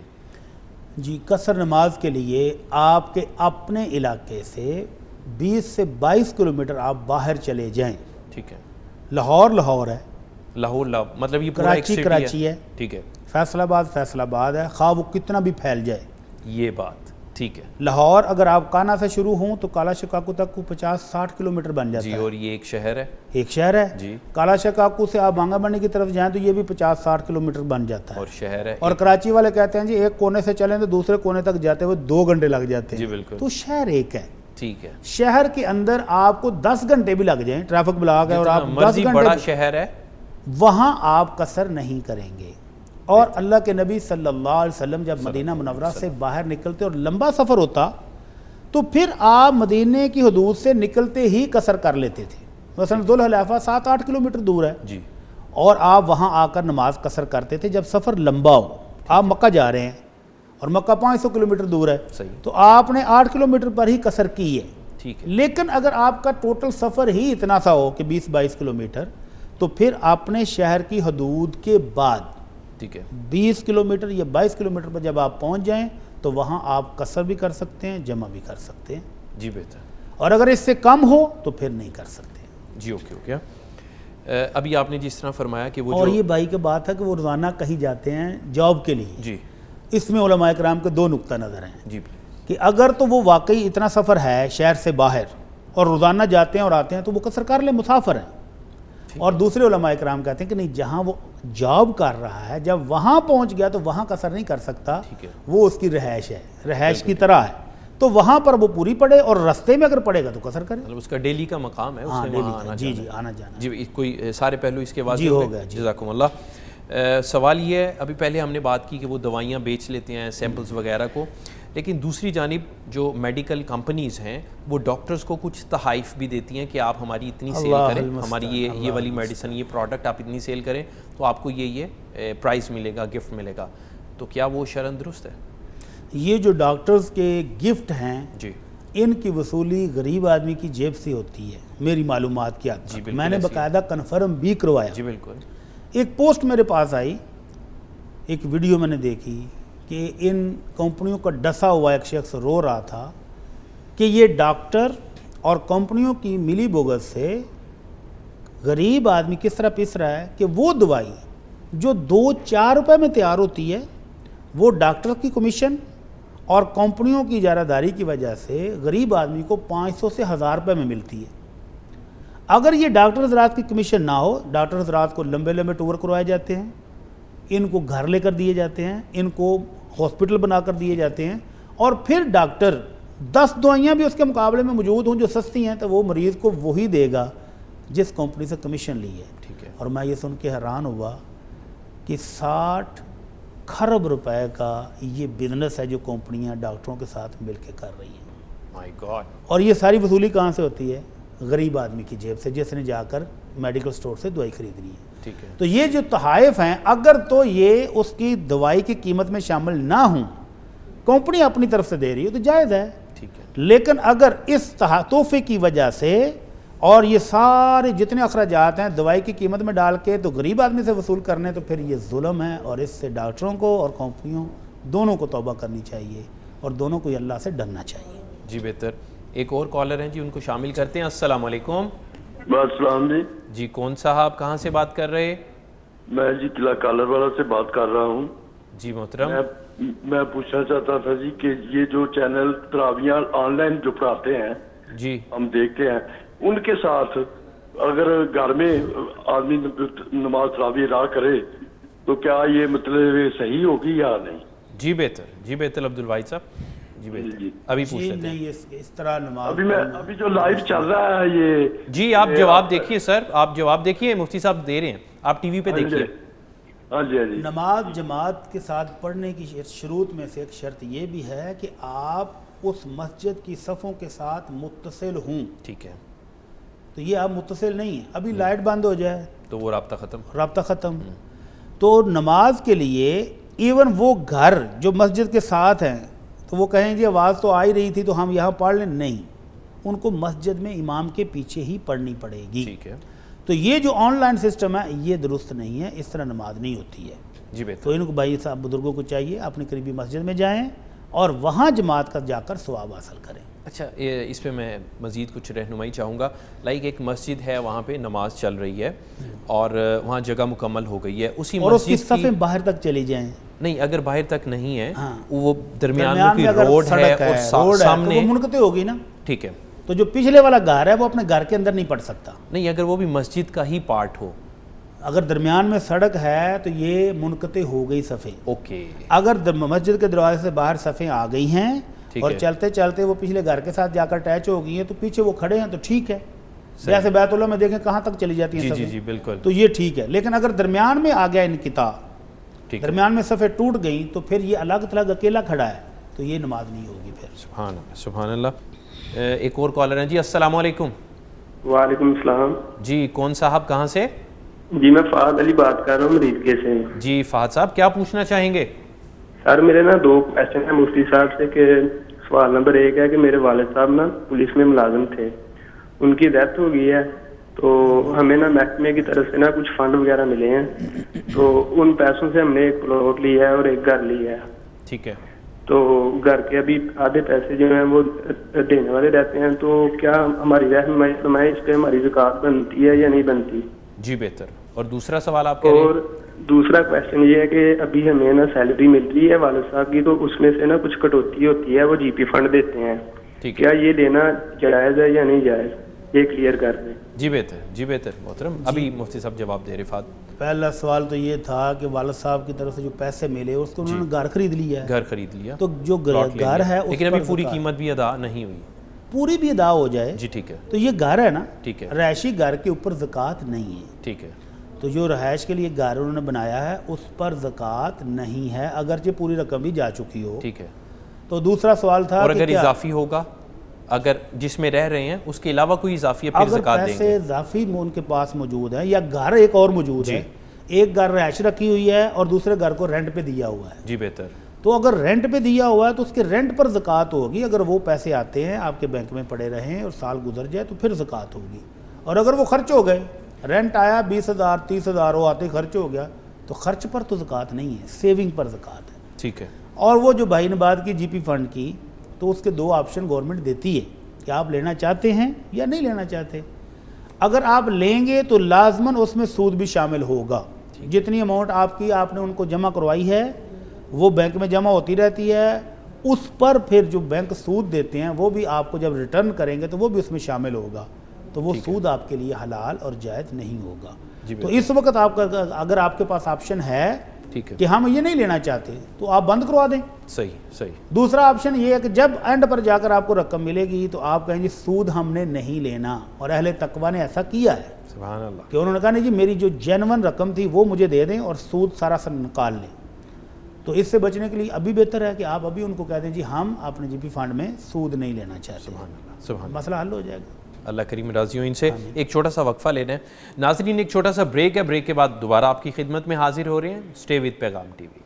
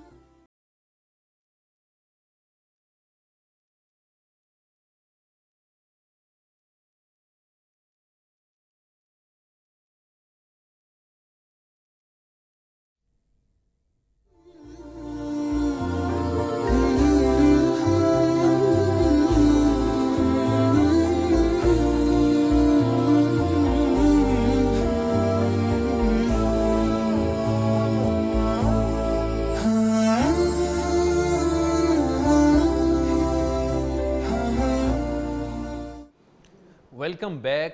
بلیس رمضان ٹرانسمیشن میں سوال و جواب کی نشست جاری ہے.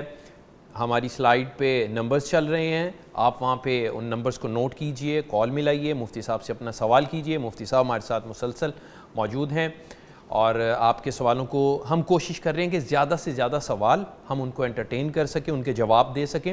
لیکن آپ سے ایک درخواست کرنا چاہیں گے، کچھ ہمارے ویورز جب کال کرتے ہیں تو ادھر کال ملا لیتے ہیں اور ساتھ وہ ٹی وی پہ بھی ساتھ دیکھ رہے ہوتے ہیں، تو وہ کوئی 1-2 سیکنڈ کا ڈیلے ہوتا ہے. تو پلیز جب آپ ادھر کال ملا لیں تو آپ اس فون کال پہ رہا کریں، ٹی وی کا والیوم کم کر دیا کریں یا ٹی وی سے کچھ دور چلے جایا کیجئے. تو اس سے یہ ہے کہ آپ کی ہماری بات کرنا آسان ہو جائے گا اور آپ آسانی سے بات کر سکیں گے، ہم بھی آسانی سے سن سکیں گے اور زیادہ لوگوں کو ہم انٹرٹین کر سکیں گے. سوال و جواب کے سلسلے کو مفتی صاحب آگے بڑھاتے ہیں. مساجد کی تعمیر کے لیے یا مساجد کا انتظام چلانے کے لیے کیا غیر مسلموں سے فنڈ چندہ لیا جا سکتا ہے؟ اللہ کے نبی صلی اللہ علیہ وسلم نے غیر مسلموں کی دعوتیں بھی قبول کی ہیں اور ان سے ہدیے بھی قبول کی ہیں. صحیح. بلکہ آپ کا اسوہ مبارک تو یہ تھا کہ جو آپ کو گفٹ بھیجتا آپ اس کو جوابی گفٹ بھی بھیجتے تھے. تو غیر مسلم حکمرانوں کی طرف سے، مختلف قبائلی سرداروں کی طرف سے آپ کو متعدد بار گفٹ آئے بھی ہیں اور آپ نے جواباً ان کو بھیجے بھی ہیں. کیا بات ہے. تو اسی سے استدلال کرتے ہوئے علماء کرام کہتے ہیں کہ اگر مسجد کی تعمیر میں یا اس کے انتظام چلانے میں کوئی غیر مسلم گفٹ کے طور پر مسلمانوں کو دیتا ہے تو اس کو استعمال کرنے میں کوئی رکاوٹ نہیں ہے، بالکل جائز ہے. سبحان اللہ. اور اگر مسلمان تعصب میں آ جائے کہ نہیں جی ہم تو اپنی مسجد میں ایک پیسہ نہیں کسی سے لیں گے، تو الحمدللہ تو ٹھیک ہے، بالکل اپنی کمائی سے بنائیں، تعمیر کریں، چلائیں. اور اگر کسی علاقے میں فنڈز کی ضرورت ہو اور کوئی ان کا دوست، کوئی جاننے والا، کوئی علاقے کا آفیسر وہ اپنا حصہ ڈالنا چاہتا ہے، جیسا کہ عموماً یورپ میں دیکھیں، امریکہ میں دیکھیں ایسا ہو رہا ہے، عملاً ہو رہا ہے، تو ٹھیک ہے، جائز ہے. جی اوکے، جائز ہے، دے سکتے ہیں. صحیح. اور مسجد کے انتظامات میں اس کو شامل کیا جا سکتا ہے. جزاکم اللہ. ایک کالر ہے، ان کو شامل کریں گے. السلام علیکم. وعلیکم السلام. جی بہن، آپ کہاں سے بات کر رہی ہیں؟ میں آزاد کشمیر سے. جی بہن، کیا پوچھنا چاہیں گی مفتی صاحب سے؟ میری پھپھو کا سوال ہے جو میں پوچھنا چاہ رہی ہوں. جی جی پوچھیے بہن، مفتی صاحب سن رہے ہیں آپ کو، پوچھیے. کہ وہ جب پچھلا رمضان تھا تو وہ پریگننٹ تھی تو وہ روزے نہیں رکھ سکی، تو ان کی نومبر میں ڈیلیوری ہوئی، آپریشن ہوا، تو اس کے بعد انہوں نے آدھے روزے رکھے. تو اب یہ رمضان آ گیا ہے تو انہوں نے یہ جو رمضان ہے اس میں وہ بچے کو فیڈ کرواتی ہیں، تو یہ آدھے روزے رکھتی ہیں اور آدھے چھوڑ رہی ہیں. تو یہ جو اب سارے روزے ہیں جو ان کے، تو اگلے رمضان تک رکھنا ان کا ضروری ہے، یعنی وہ اگلے رمضان تک سارے روزے رکھیں یا پھر اگلے سال تک رکھ سکتی ہیں آہستہ آہستہ کر؟ جی بہتر. آدھے اس رمضان کے رہ گئے، آدھے پچھلے رمضان کے ابھی رہتے ہیں، ٹھیک ہے ایسے ہی. جی بہتر بہن، ابھی پوچھ رہے ہیں. اگر ٹوٹل ملا کے بھی 30، 32، 35 روزے ہوں تو پورے سال کے اندر ایک ایک کر کے مہینے میں 4 روزے بھی رکھیں، 3 بھی رکھیں تو بھی پورے ہو جائیں گے. کیا خیال ہے کہ 10 دن کے بعد ایک روزہ، مہینے کے 3 ہو گئے اور 11 3 33 روزے. تو اس کا مطلب ہے کہ ایک سال کے اندر اندر یہ بہن اپنا پرانا سارا کھاتا کلیئر کر سکتی ہے. اور اللہ سے اجر و ثواب لینا ہے تو تھوڑی سی ہمت دکھانی چاہیے. تو موقع ملتے ہی ان کو یہ جو پرانا قرض ہے یہ اتار دینا چاہیے اور اللہ سے اب ان کی اللہ کی رحمتیں برکتیں لے لینی چاہیے. تو ان کے لیے بڑی سہولت ہے کہ جب سردیاں آئیں، دن چھوٹے ہوں گے، تو پیاز کا مسئلہ بھی نہیں ہوگا، تو اس وقت زیادہ رکھ لیں اور گرمیوں میں کم رکھ لیں. تو بہرحال ان کو جتنی جلدی ہو سکے اپنی زندگی کو غنیمت جانتے ہوئے ان چھوٹے ہوئے روزوں کو پورا کرنا چاہیے اور بلا وجہ اس کو ڈیلے نہیں کرنا چاہیے. اللہ تعالیٰ توفیق دے اور ہمت دے. آمین. ویسے اس رمضان المبارک میں ابھی تک موسم اچھا ہے؟ ابھی تک کیا، آج تو ایسے تھا صبح فجر کے ٹائم جیسے دسمبر واپس آ گیا. دھند تھی اور فوگ کی وہ جو ٹھنڈی ٹھنڈی ہوا جاتی ہے نا پیپڑوں کو، وہ محسوس ہو رہی تھی. سبحان اللہ. کیا الحمدللہ. اور اب جب چاہتا ہے جیسے چاہتا ہے موسم کر دے. یہ اس مالک کی کائنات ہے، وہ جیسے چاہتا ہے اس کو چلاتا ہے. سبحان اللہ. کیا کہنے. ایک اور کالر ہے جن کو ساتھ لیتے ہیں. السلام علیکم. السلام علیکم. وعلیکم السلام. جی کون صاحب ہیں اور کہاں سے؟ جی سر میں محمد انور بول رہا ہوں منڈی باولدین سے. جی بسم اللہ. کیا پوچھنا چاہیں گے؟ میں نا پہلے میڈیسن کا وہ بات کر. جی بھائی آپ کو سن رہے ہیں مفتی صاحب، سوال کیجئے میرے بھائی. جی میں نے یہ پوچھنا ان سے کہ جو میڈیسن ہم ہاسپٹل میں مہنگی ملتی ہے، اگر باہر سے ہم سستا خرید لیں. ٹھیک ہے. آپ لائک کسی ہاسپٹل میں کام کرتے ہیں یا اپنا ہاسپٹل چلا رہے ہیں, آپ کہہ رہے ہیں کہ اگر ہم باہر سے خرید کے لے آتے ہیں, نہیں میں مریض ہوں, ٹھیک ہے, ایز اے پیشنٹ ہاسپٹل سے لیں گے تو مہنگی ہے, باہر سے لائیں گے تو سستی ہے, ٹھیک ہے, یہی سوال ہے آپ کا. اس میں کچھ شرم تو قباحت نہیں ہے, البتہ وہ آپ کے ڈاکٹر صاحب نہ ناراض ہو جائیں کہ جو نسخہ میں نے لکھ کے دیا تھا آپ نے وہ باہر سے خریدا ہے تو یہ کیوں خریدا ہے, کیونکہ ان کی اپنی کمیشن مر جائے گی. تو وہ ناراض نہ ہو جائے, ورنہ شرن کوئی بات نہیں, آپ کو جہاں سے سستی ملے آپ کا حق ہے, آپ لے لیں, تو اس میں شرن تو کوئی مسئلہ موجود نہیں ہے. جی بہتر. تو آپ کا حق ہے جہاں سے آپ کو سستی لگے, مناسب لگے, جو آپ کے قریب سٹور ہو وہاں سے آپ خرید لیں. جی بہتر. سوال ہے کہ اگر رشوت نہ لوں تو سینئر آفیسرز کی طرف سے دھمکی آمیز رویے کا سامنا کرنا پڑتا ہے, نتیجتاً نوکری جانے کا خدشہ بھی ہے. ایسی صورت میں یہ صحابی دوست چاہتے ہیں کہ مجھے بتایا جائے یہ کیا ہمارے کرنا معاشرے کا المیہ ہے, یہ المیہ ہے کہ نیچے سے لے کر اوپر تک وہ حصہ پہنچتا ہے, اور جو نہیں دیتا اس کے لیے اتنی مشکلات ہیں کہ باس بھائی میں اور آپ تصور بھی نہیں کر سکتے کہ ایک بندے کو کس قدر زچ کیا جاتا ہے کہ بھائی اتنے پیسے تو آپ نے کمانے ہی کمانے ہیں اگر اس سیٹ پر رہنا ہے, ٹھیک ہے, اور یہ حصہ ادھر بھی جائے گا, ادھر بھی جائے گا, ادھر بھی جائے گا, تو اگر وہ چھوڑتا ہے تو کیا کرے. اللہ کے نبی صلی اللہ علیہ وسلم نے لعنت ڈالی ہے رشوت لینے والے پر بھی اور دینے والے پر بھی, دونوں پر. صحیح. البتہ رشوت دینے والا اگر اس کا جینون حق ہو اور یہ ظالم لوگ اس کا حق نہ دیتے ہوں بغیر رشوت کے, تو پھر اللہ اس کو معاف فرما دے کہ وہ مجبور ہے, اور جو لینے والا ہے اس کو تو کوئی مجبوری نہیں ہے. تو صحابی رسول کہتے ہیں لعن رسول اللہ صلی اللہ علیہ وسلم الراشی والمرتشی, اللہ کے نبی نے رشوت لینے والے پر بھی اور دینے والے پر بھی لعنت ڈالی ہے. تو یہ اس بھائی کا اگر وہ مجبور ہو گئے ہیں تو بہتر ہے اللہ سے دعا کریں اور جاب بدل لیں. اگر یہ اللہ سے ڈریں گے, اس غلط کام کو چھوڑیں گے تو اللہ نعم البدل ضرور دے گا. کیا بات, اس کا وعدہ ہے وَمَن يَتَّقِ اللَّهَ يَجْعَل لَّهُ مَخْرَجًا وَيَرْزُقْهُ مِنْ حَيْثُ لَا يَحْتَسِبُ. یہ نہ سوچیں کہ یہ نوکری جا کے تو بنے گا کیا, جس مالک نے رزق دینا ہے اسباب بھی وہی دیتا ہے. کیا بات ہے. تو آپ چھوڑ دیں اس کو غلط کام کو, اور آپ مجبور ہیں تو آپ یہ جاب چھوڑ دیں اور اللہ آپ کو اس کا نعم البدل دیں گے. سبحان اللہ, اللہ ان کی مدد فرمائے. کالر ہیں جی, السلام علیکم. وعلیکم السلام. السلام علیکم. جی میرے بھائی آپ کہاں سے بات کر رہے ہیں, اپنا نام بھی بتائیے. جی سر میں کشمیر سے بات کر رہا ہوں. جی جی کیا پوچھنا چاہ رہے ہیں آپ؟ میرے بھائی آپ کے سگنل شاید ڈراپ ہو رہے ہیں اور آپ کی آواز صحیح نہیں آ رہی, مس ہو رہی ہے. جی سر جی میرا یہ سوال تھا مفتی صاحب سے کہ ہمارے پاس ایک گاڑی ہے, جی ٹھیک ہے, جو ہمارے پاس تقریباً 1 سال سے اوپر ہو گیا اس کو, ٹھیک ہے, تو سر کیا اس پہ زکوٰۃ بنتی ہے؟ گاڑی, انہوں نے گاڑی کے بارے میں پوچھا. اگر ہمارا ذاتی استعمال میں ہو. جی ٹھیک ذاتی استعمال میں ذاتی استعمال کا گھر ہو, گاڑی ہو, گھر کے اندر مشینری ہے, سامان ہے, کپڑے ہیں, ان پر کوئی زکوٰۃ نہیں ہے. ٹھیک ہے. زکوٰۃ تجارتی سامان پر ہے. صحیح. اور کچھ چیز آپ نے تجارت کے لیے, بزنس کے لیے رکھی ہے, گاڑی ہے, گھر ہے, تو اس کی کمائی پر ہے. جو ذرائع آمدن ہیں اس پر بھی زکوٰۃ نہیں ہے. جو آپ کی ذاتی استعمال میں اس پر بھی زکوٰۃ نہیں ہے. جو آپ کے پاس آمدن آئے اور وہ سیو رہ جائے تو اس پر زکوٰۃ ہے. اور اگر آمدن آئی, مثلا گاڑی بندہ رکھا ہے, وہ گاڑی چلا رہا ہے رینٹ پہ, یا گھر رینٹ پہ دیا ہوا, اور وہ آمدن آئی اور آتے ہی آپ کے استعمال میں خرچ ہو گئی, تو اسلام آپ کو مکلف نہیں بناتا کہ آپ اس پر زکوٰۃ بھی دیں. زکوٰۃ اس مال پہ ہے جو آپ کے استعمال میں آئی نہیں, سیو پڑی رہی. تو اللہ کہتے ہیں کہ اس سیونگ میں سے 2.5% میرے راہ میں خرچ کر کے میرا فضل و کرم لے لو. سبحان اللہ. غریبوں کی مدد تم کرو گے اور عرش والا تمہاری مدد کرے گا. سبحان اللہ. تو یہ 2.5% اس سیونگ میں سے ہے. ذرائع آمدن اور ذاتی استعمال کی چیزوں پر زکوٰۃ اللہ نے نہیں رکھی ہے. جی بہتر. اکثر گورنمنٹس ہوتی ہیں, کچھ سکیمز متعارف کراتی ہیں جس میں غریب لوگوں کی فلاح و بہبود شامل ہوتی ہے, کبھی کسی کارڈ کی صورت میں یا کسی نقدی کی صورت میں ان کو ایڈ ملتی ہے تاکہ وہ اپنے معاملات کو دیکھ سکیں. اگر کوئی شخص اپنی آمدنی کم ظاہر کر کے, آمدنی اس کی ٹھیک ہے لیکن کم ظاہر کر کے اس اسکیم میں سے بھی کچھ بینیفٹ لیتا ہے یا پیسے لیتا ہے یا کوئی حصہ لے لیتا ہے, تو کیا یہ درست ہے؟ اللہ اکبر. بات پھر وہی آگے نا دھوکے والی. تو اللہ کے نبی صلی اللہ علیہ وسلم نے امت کو جو تعلیم دی ہے وہ ہے ایاکم والکذب, خبردار جھوٹ سے بچنا.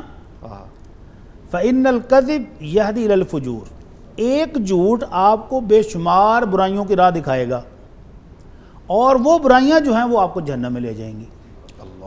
علیکم بالصدق، تعلیم یہ ہے کہ ہمیشہ سچ بولو، صحیح، اور سچ جو ہے یہ آپ کو نیکیوں کی راہ دکھائے گا، آپ کے لیے راستے کھلتے جائیں گے۔ سبحان اللہ۔ تو یہ تھوڑے سے معمولی سے دنیاوی فائدے کے لیے اپنی آخرت اور دنیا دونوں برباد نہیں کرنی چاہیے۔ ایک دفعہ آپ جھوٹ کی راہ پر چل پڑے تو اس کا مطلب آپ شیطان کے ورکر بن گئے ہیں، شیطان کے لیے کام آسان ہو گیا، شیطان کے ورکر بن گئے کہ آپ کو شیطان نے آپ کو سکھا دیا کہ آپ جھوٹ بولو۔ ایک دفعہ بولا ہے تو اس ایک جھوٹ کو سیو کرنے کے لیے ہو سکتا ہے 100 اور بولنے پڑے، تو پھر آپ بولتے جائیں گے تو گناہ کمائیں گے۔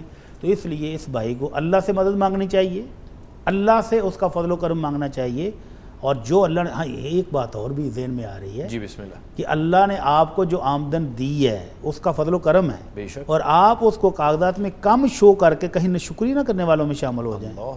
یہ ناشکری نہیں ہوگی کہ اللہ نے آپ کو خود کفیل بنایا تھا کہ آپ اپنے پیسوں سے اپنا علاج کروا سکتے ہیں، اور آپ اپنی آمدن کم شو کر کے ضعیف، کمزور اور مسکین شو کر کے تو صف میں شامل ہو جائیں، تو کہیں اللہ کے کاغذوں میں کی صف میں شامل ہو جائیں، اللہ مستقل ادھر ہی نہ بھیج دے۔ اللہ تو اللہ نے شکروں کو سخت سزا دیتا ہے، لَإِن شَكَرْتُمْ لَأَزِيدَنَّكُمْ، وہ مالا کہتا ہے شکر کرو گے تو مزید بھی عطا کروں گا، وَلَئِن كَفَرْتُمْ إِنَّ عَذَابِي لَشَدِيدٌ، اور اگر تم نے ناشکری کی تو پھر میرا عذاب بھی بہت سخت ہے۔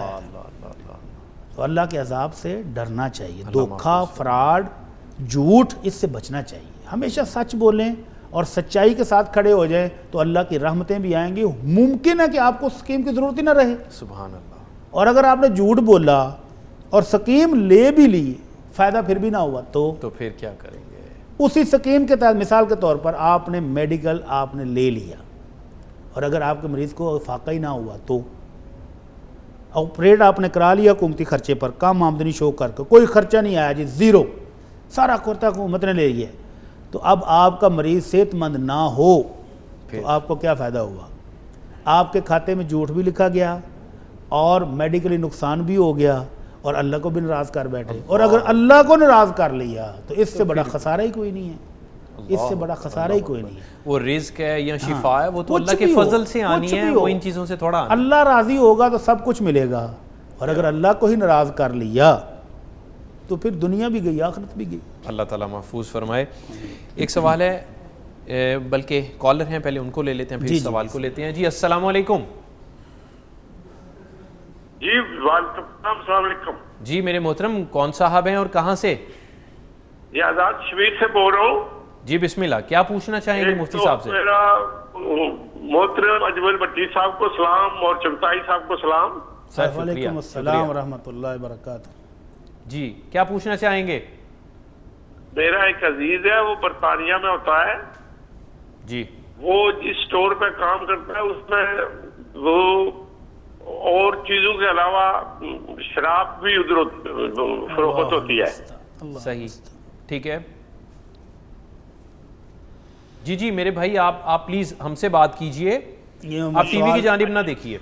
اچھا ٹھیک ہے۔ غالباً سوال وہ کو مطمئن نہیں ہے، وہ کہتا ہے وہ دینی اعتبار سے کیا آپ کیا مجھے، ہاں میں سوال سمجھ گیا جی بہتر ہے میرے بھائی، ٹھیک ہے، ابھی جواب دے رہے ہیں مفتی صاحب۔ اکثر دوست سوال یہ کرتے ہیں، یہ مجبوریاں ہیں نا اس معاشرے میں رہنے کی، کہ اس معاشرے میں آپ ان چیزوں سے بچنا آپ کے لیے بہت مشکل ہو جاتا ہے، چاہے بھی تو نہیں بچ سکتے، بہت مشکل ہو جاتا ہے۔ ان کے لیے یہ نارمل چیزیں ہیں، روٹین کی چیزیں ہیں، اور یہ اسٹور پر آپ کھڑے ہیں، جاب کر رہے ہیں، تو یہ سپلائی کرنا آپ کے فرائض میں شامل ہو جائے گا۔ لیکن ایک مسلمان کے لیے اس سے بڑی بدقسمتی کوئی نہیں ہو سکتی۔ اللہ کے نبی صلی اللہ علیہ وسلم نے 10 لعنتیں کی ہیں، کیا فرمایا؟ لعن اللہ الخمر وساقیہا وشاربہا وآسرہا ومبتاعہا وبائعہا، اس طرح سے گن کے اللہ کے نبی نے کہا کہ شراب پر بھی اللہ کی لعنت ہے، پینے والے پر بھی، پلانے والے پر بھی، بنانے والے پر بھی، بنوانے والے پر بھی، سٹور والے پر بھی، سپلائر پر بھی، سٹور کرنے والے پر بھی، خریدنے والے پر بھی، بیچنے والے پر بھی۔ تو ٹوٹل یہ 10 بنتے ہیں جن پر اللہ کے رسول نے لعنت کی ہے، کہ اس کے ساتھ کسی بھی شعبے سے وابستہ ہے، شراب بنانے والا، مطلب ٹوٹلی چیزیں آگئی نا، کسی بھی طرح اس سے اگر کنیکٹڈ ہے، کوئی تعلق ہے، کسی طرح بھی شراب کے ساتھ جو منسلک آدمی ہے وہ اللہ کی لعنت کا مستحق ہو جاتا ہے۔ تو جس پر اللہ کی لعنت برس گئی، اللہ کی رحمت سے وہ محروم ہو گیا، تو خسرت دنیا والآخرہ، کچھ بھی نہ رہا، کچھ بھی نہ رہا نا۔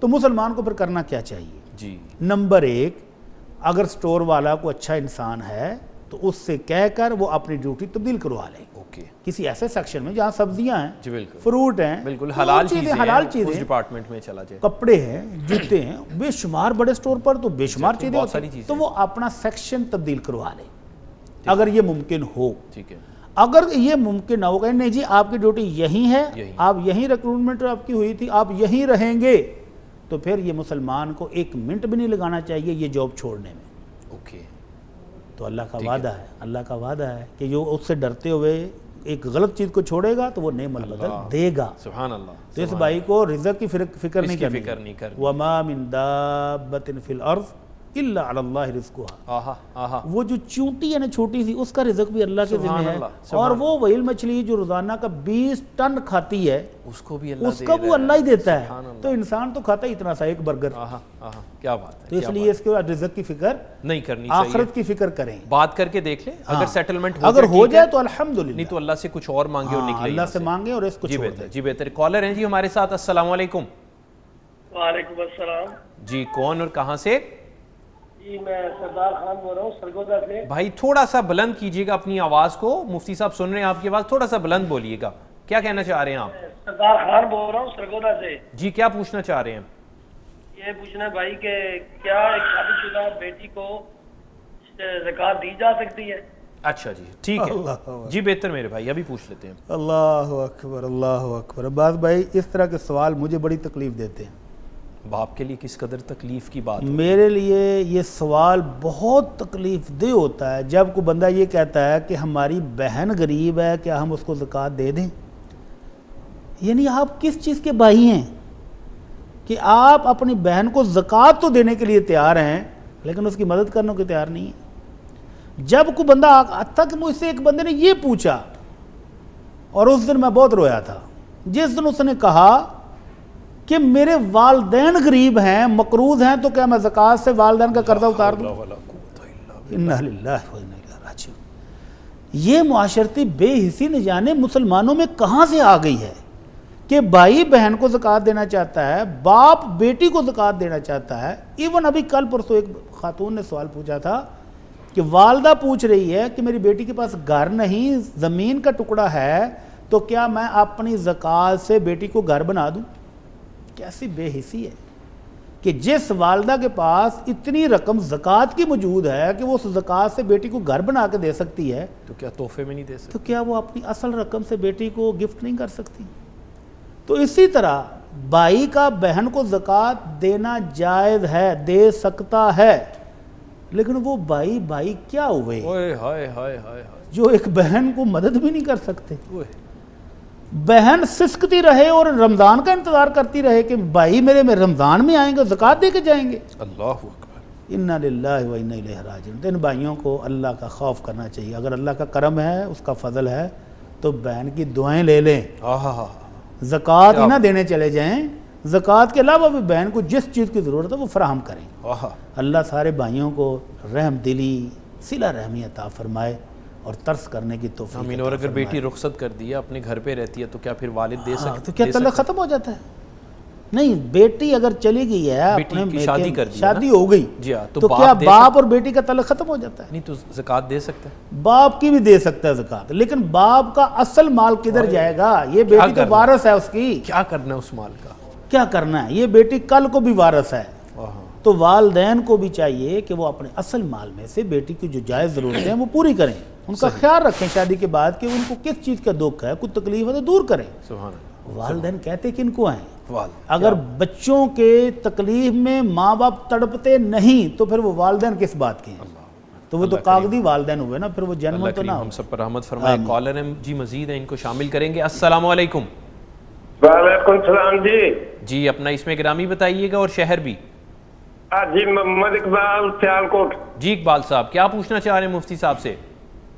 مفتی صاحب سے یہ پوچھنا چاہتا ہوں جی، میں نماز تو 5 ٹائم پڑھتا ہوں، جی اذان بھی 3 ٹائم دیتا ہوں ماشاءاللہ، لیکن میں روزے نہیں رکھ سکتا۔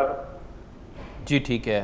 کوئی بات نہیں, اگر بزرگ ہو گئے ہیں, عمر زیادہ ہو گئی ہے, کمزور ہیں, روزے نہیں رکھ سکتے, تو اللہ تعالیٰ نے رخصت دی ہے. وَعَلَى الَّذِينَ يُطِيقُونَهُ فِدْيَةٌ طَعَامُ مِسْكِينٍ, تو ایک مسکین کو کھانا دے دیں. رمضان کے 30 روزے ہیں اور 30 مسکینوں کو ایک ہی بار کھلا دیں, یا ایک ہی مسکین کو 30 دن کا کھانا پیسوں کی صورت میں, راشن کی صورت میں اکٹھا ہی دے دیں, تو الحمدللہ بزرگوں کی ذمہ داری پوری ہو جائے گی. سبحان اللہ. نہیں رکھ سکتے تو جوانی میں رکھے ہیں نا, اب تک رکھتے ہی رہے ہیں, تو اللہ قبول فرمائیں گے انشاءاللہ. سبحان اللہ سبحان اللہ. جی سوال ہے ہمارے پاس. اکثر جو گورنمنٹ کے آفیسز ہوتے ہیں لائک نادرا کے آفیسز میں یا رجسٹریشن کے پاسپورٹ آفیسز میں, تو وہاں پہ ایجنٹس بیٹھے ہوتے ہیں, ہم ان کے پاس جائیں تو وہ باہر ہی ہم سے کچھ لے دے کر کے وہ کہتے ہیں کہ آپ کو لائن سے بچا لیں گے یا وقت آپ کا بچ جائے گا, وہ کچھ لے دے کر لیتے ہیں اور ان کے ڈاکومنٹ کمپلیٹ کر کے وہ آگے اندر سبمٹ کروا دیتے ہیں. تو وہ ایجنٹس کی کمائی کے بارے میں سوال ہے, لیکن ایک کالر بھی لینے ہیں. سوال یہ کہ وہ ایجنٹس کی کمائی جو ہے حلال ہے یا حرام, اور ایک کالر بھی ہے, دونوں کو اکٹھے انٹرٹین کرتے ہیں. جی السلام علیکم. وعلیکم السلام. بہن آپ کہاں سے بات کر رہی ہیں؟ میں اسلام آباد سے حفصہ بات کر رہی ہوں. جی بیٹے کیا پوچھنا چاہ رہے ہیں آپ؟ میں یہ پوچھنا چاہ رہی ہوں, میرے ابو بیمار ہیں, بیڈ پہ ہیں. جی. لیکن وہ نماز وغیرہ پڑھتے ہیں بیڈ پہ. جی بہتر. وہ کہتے ہیں مجھے مطلب عجیب سے وسوسے آتے ہیں. اچھا جی. اور وہ مطلب ان کے لیے کیا ہے, مطلب وہ کیوں آتے ہیں؟ میں اللہ کو بھی یاد کرتا ہوں, سب کچھ ہے, تو وہ مجھے مطلب شیطانی خیال عجیب سے آتے ہیں. جی بیٹے جی بیٹے ابھی مفتی صاحب آپ کو جواب دیتے ہیں. بزرگ جو ہیں بیمار ہیں, ایک تو وہ تھک جاتے ہوں گے لیٹے لیٹے, کچھ دوائیوں کے اثرات بھی ہو سکتے ہیں کہ میڈیسن لے لے کے وہ پریشان ہو جاتے ہیں, ٹینشن میں ہوتے ہیں. تو بہرحال ذہنی سکون کے لیے, اطمینان کے لیے اللہ رب العزت نے جو نسخہ دیا وہ کیا ہے؟ الا بذکر اللہ تطمئن القلوب. تو اللہ کا ذکر جاری رکھا کریں, اور اگر شیطانی وسوسے آئیں تو 3 دفعہ پڑھیں اعوذ باللہ من الشیطان الرجیم, اور اپنی بائیں جانب ایسے منہ کر کے, اس کو کہتے ہیں تھتکارنا, ہلکا سا لعاب ہوا کے ساتھ نکالے تو وہ شیطان جو ہے وہ دفع ہو جائے گا. شیطان جو مردود پریشان کر رہا تھا وہ بھاگ جائے گا. اور اس کے علاوہ آپ صبح شام کے اذکار کریں, نمازوں کے بعد والے اذکار کریں, اور نمازوں کے بعد بھی سورہ اخلاص اور معوذتین پڑھ کے اپنے ہاتھ کے اوپر دم کریں, پھونک مارے اور پورے جسم پر دم کر لیں. ٹھیک ہے. تو اس سے شیطانی اثرات اور شیطان ختم ہو جائے گا, دور چلا جائے گا. اور اگر ذہن کو سکون چاہیے تو اس کے لیے ذکر سبحان اللہ, الحمدللہ, اللہ اکبر, لا الہ الا اللہ, قرآن مجید پڑھ سکتے ہیں وہ پڑھیں. کچھ بھی نہیں آتا تو سورہ اخلاص تو آتی ہے, وہ پڑھتے رہا کریں, تو انشاءاللہ اس سے سکون بھی ملے گا, اطمینان بھی ہوگا, اور ٹینشن ریلیز ہو جائے گی انشاءاللہ. تو جو سوال آپ سے کیا تھا کہ وہ ایجنٹس جو اس طرح سے جو ہے سہولیات دے دیتے ہیں اور ان کو بہت ساری مشکلات سے یا وقت کے ضیاع سے بچا کے. عباس بھائی یہ ہمارے معاشرے میں کس خرابی کا ہم تذکرہ کریں؟ اگر یہ مثبت پہلو اس کا لیں تو ایک بزرگ گئے ہیں, وہ فارم فل نہیں کرنا جانتے. ٹھیک ہے. ایک بزرگ ماں گئی ہیں, وہ لائن میں کھڑی ہو کے بینک کی فیس جمع نہیں کروا سکتی. ایجنٹ کہتا ہے اماں جی آپ بیٹھے, یہ کام آپ کا بیٹا کر دے گا, تھوڑی سی خدمت میری بھی کر دینا. تو وہ کہتے کوئی بات نہیں, ٹھیک ہے ٹھیک ہے اماں جی 500 روپے مجھے دے دیں, میں آپ کا فارم بھی فل کرتا ہوں, لائن میں لا کے بینک کی فیس بھی جمع کراتا ہوں, فارم بھی فل کراتا ہوں, اندر جمع بھی کراؤں گا, آپ کو ساتھ بھی لے جاؤں. یہ تو ہوئی خدمت, ٹھیک ہے, کوئی حرج نہیں. ٹھیک ہے. اور ایک شخص ماشاءاللہ صحت مند جوان آدمی ہے, اس کو کہتے ہیں صاحب جی پچھلی کھڑکی سے لے جائیں, آپ کو لائن میں نہیں لگنا پڑے گا. تو یہ پھر ان تمام لوگوں کے ساتھ زیادتی ہے جو لائن میں لگ کے اپنی باری کا انتظار کر رہے ہیں, اور یہ صاحب اس وی آئی پی کو اوپر سے گھما کے ان سب سے جا کر آگے لگا دیتے ہیں. تو یہ ان سب پر پھر زیادتی ہوگی, تو پھر ان کی کمائی درست نہیں ہوگی. جب یہ ملی بھگت کر کے کسی دوسرے کا حق چھینیں گے تو پھر ان حق تلفی کی وجہ سے پھر یہ جائز نہیں ہوگا. جی بہتر, جی بہتر. ایک کالر ہے, ان کو شامل کر لیتے ہیں. السلام علیکم. وعلیکم السلام. جی کون صاحب اور کہاں سے بات کر رہے؟ نذیر احمد بول رہا ہوں جی, جرا والا سے. جی نوید صاحب کیا پوچھنا چاہیں گے نذیر صاحب؟ سر میں پوچھنا چاہوں گا کہ اگر عشاء کی نماز قضا ہو جائے. جی جی جی مفتی صاحب سن رہے ہیں سر, سوال کیجئے. اگر عشاء کی نماز قضا ہو جائے تو وہ فرضی پڑھنے بیٹھ گئے یا جو وتر بھی پڑھنے بیٹھ گئے جی قضا؟ جی بہتر نذیر صاحب، ابھی اس کا جواب لے لیتے ہیں مفتی صاحب سے۔ ٹھیک ہے۔ پہلی بات تو نماز قضا ہو گئی کسی وجہ سے، کسی عذر کی وجہ سے، سویا رہ گیا ہے، بیمار تھا اٹھا نہیں گیا، سفر میں تھے پڑھ نہیں سکے، عذر کی وجہ سے نماز قضا ہو گئی تو اس کو قضا کرنا واجب ہے، لازمی ہے۔ تو بلا وجہ تو قضا ہونے نہیں دینی نا، ایسے ٹی وی کے سامنے بیٹھے رہے، تاش کھیلتے رہے، میچ گرم تھا، تو یہ تو عذر ہی نہیں ہے نا۔ اب اگر کسی شرعی عذر کی وجہ سے نماز قضا ہو گئی ہے تو بھائی اب آپ ڈبل ڈسکاؤنٹ لینا چاہ رہے ہیں کہ پہلے تو قضا کی کہ میرا عذر تھا، چلیں وہ اللہ قبول کر لے گا، اب آپ ڈسکاؤنٹ بھی لینا چاہ رہے ہیں کہ صرف فرض پڑھ کے تو بس بھاگ جاؤں۔ تو یہ سنتیں اور نوافل تو ہمارے اپنے فائدے کے ہیں نا، قیامت والے دن اگر کوئی نماز فرض میں کوئی کمی ہوگی تو ان نفلوں اور سنتوں سے وہ پوری کر دی جائے گی، تو اس کو آپ کیوں چھوڑ رہے ہیں؟ ٹھیک ہے، تو یہ آپ کو پڑھ لینے چاہیے، فرض اور واجب تو یہ نہیں ہے، لیکن آپ کو پڑھنے کا فائدہ ہوگا۔ تو آپ کی جب نماز قضا ہو تو آپ ہمت کر کے کوشش کر کے ساتھ سنتے اور نوافل بھی پڑھیں، اور اگر نہ پڑھ سکیں تو گناہ گار نہیں ہوں گے، فرض پڑھ لیے الحمدللہ ادائیگی ہو گئی۔ ٹھیک ہے جی، بہتر ہو گیا۔ ہر سال جو فسکل ایئر ہوتا ہے جسے ہم مالی سال کہتے ہیں، اس کے اختتام پہ کچھ سرٹن آپ کو ٹیکس وغیرہ پے کرنا ہوتا ہے، ریٹرنز فائل ہوتی ہیں، تو ہمارے ملک میں بھی یہ قانون موجود ہے۔ تو اگر کوئی شخص ناروا ٹیکس سے بچنے کے لیے، بعض اوقات ٹیکسز کے نظام بھی آپ جانتے ہیں کیسے ہیں، اگر وہ ٹیکس سے بچنے کے لیے کوئی فرضی بل بنوا کے اپنے اخراجات بڑھا لیتا ہے، جب اخراجات زیادہ ہوں گے آمدنی کم نظر آئے گی اور اس پہ ٹیکس کم لگے گا، کیا یہ عمل درست ہے؟ پھر وہی بات ہے کہ یہ دھوکہ نہیں ہوگا۔ جی بالکل، کالر بھی لے لیں ساتھ، دونوں کو اکٹھا کر لیتے ہیں۔ جزاک اللہ جزاک اللہ۔ جی السلام علیکم۔ وعلیکم السلام۔ جی کون صاحب اور کہاں سے؟ میں کیسر گجرانوالہ سے۔ جی بسم اللہ، کیا پوچھنا چاہ رہے؟ جی میں پوچھنا چاہ رہا ہوں کہ میں کوئی گاڑی خرید سکتا ہوں بینک سے قسطوں پر اگر نقد میرے پاس اتنے پیسے نہیں ہیں؟ ٹھیک ہے جی، بہتر ہے جی، بہتر۔ جی وہ بات ہو رہی تھی کہ ٹیکس میں جی بے ایمانی کرنا جائز ہے۔ پہلی بات تو یہ ہے کہ حکومت نے اتنے زیادہ ٹیکس لگائے ہوئے ہیں کہ وہ گننے میں ہی نہیں آتے، اور پھر ان کی جو ویلیو ہے وہ بہت زیادہ ہے جی، ہمارے ملک کے عام آمدنی کے حساب سے وہ بہت زیادہ ہیں۔ پہلے تو یہ ظلم ہے، صحیح، ہم بھی مانتے ہیں کہ یہ ظلم ہے، حکومت کو اللہ کا خوف کرنا چاہیے، اور اگر صرف ایک زکوٰۃ کا نظام نافذ کر دیا جائے تو ان تمام ٹیکسز کی چھٹی مل سکتی ہے۔ سبحان اللہ۔ لاہور کے ایک چھوٹے سے علاقے میں ایک کچی بادی میں کچھ بزرگوں نے ایک دفعہ اس فارمولے کو اپلائی کیا، اچھا، کہ آپ جتنے کچی بادی کے بچے ہیں جو ورک شاپوں میں کام کرتے ہیں، سٹور دکانوں پر کام کرتے ہیں، وہ ہمیں دے دیں، ہم ان بچوں کو دوپہر کا کھانا بھی دیں گے، کپڑے بھی دیں گے، ان کو کتابیں بھی دیں گے، پڑھائیں گے بھی، اور جتنے پیسے یہ کماتے تھے اتنے والدین کو بھی دیں گے، اور ساتھ ہی اس کچی بادی کے ساتھ ساتھ جو پکی بادی تھی وہاں کے دولت مندوں سے کہا کہ بھائی یہ ایک سسٹم آپ کے علاقے میں ہم شروع کرنے لگے ہیں، تو آپ پلیز اپنی زکوٰۃ ہمیں دے دیں۔ ٹھیک ہے، تو عباس بھائی یقین مانے سال کے بعد وہ کہتے ہیں سارے اخراجات کرنے کے بعد بھی زکوٰۃ بچ گئی۔ اللہ اکبر۔ تو جو بڑی بڑی ہماری کالونیاں ہیں، بڑے بڑے ٹاؤنز ہیں، جہاں ہر کوئی زکوٰۃ دینے والا لینے والا کوئی نہیں ہوتا، اگر ایمانداری سے یہ ساری زکوٰۃ کلیکٹ ہو تو ٹیکسوں کی ضرورت ہی نہ رہے، لیکن یہ ظالمانہ ٹیکس اب اگر لگ گئے ہیں تو پھر کیا کریں؟ اللہ کے نبی صلی اللہ علیہ وسلم کا حکم یہ ہے، ادوا الیہم حقہم وتسألون اللہ حقکم، کہ تم حکمرانوں کے حقوق ادا کر دو، اچھا وہ ظالم بھی ہیں تو دے دو، ٹھیک ہے، اور اپنے حقوق جو وہ نہیں دے رہے، اب ان تمام ٹیکسز کی بدولت ہمیں کیا مل رہا ہے، عوام کو کیا مل رہا ہے؟ مہنگی تعلیم پرائیویٹ، مہنگے ہاسپٹل پرائیویٹ، کچھ بھی نہیں۔ تو کیا کرو، اللہ سے اپنے حق مانگ لو، حکمرانوں سے نہیں لڑو، تو حکمرانوں کو حقوق دے دو۔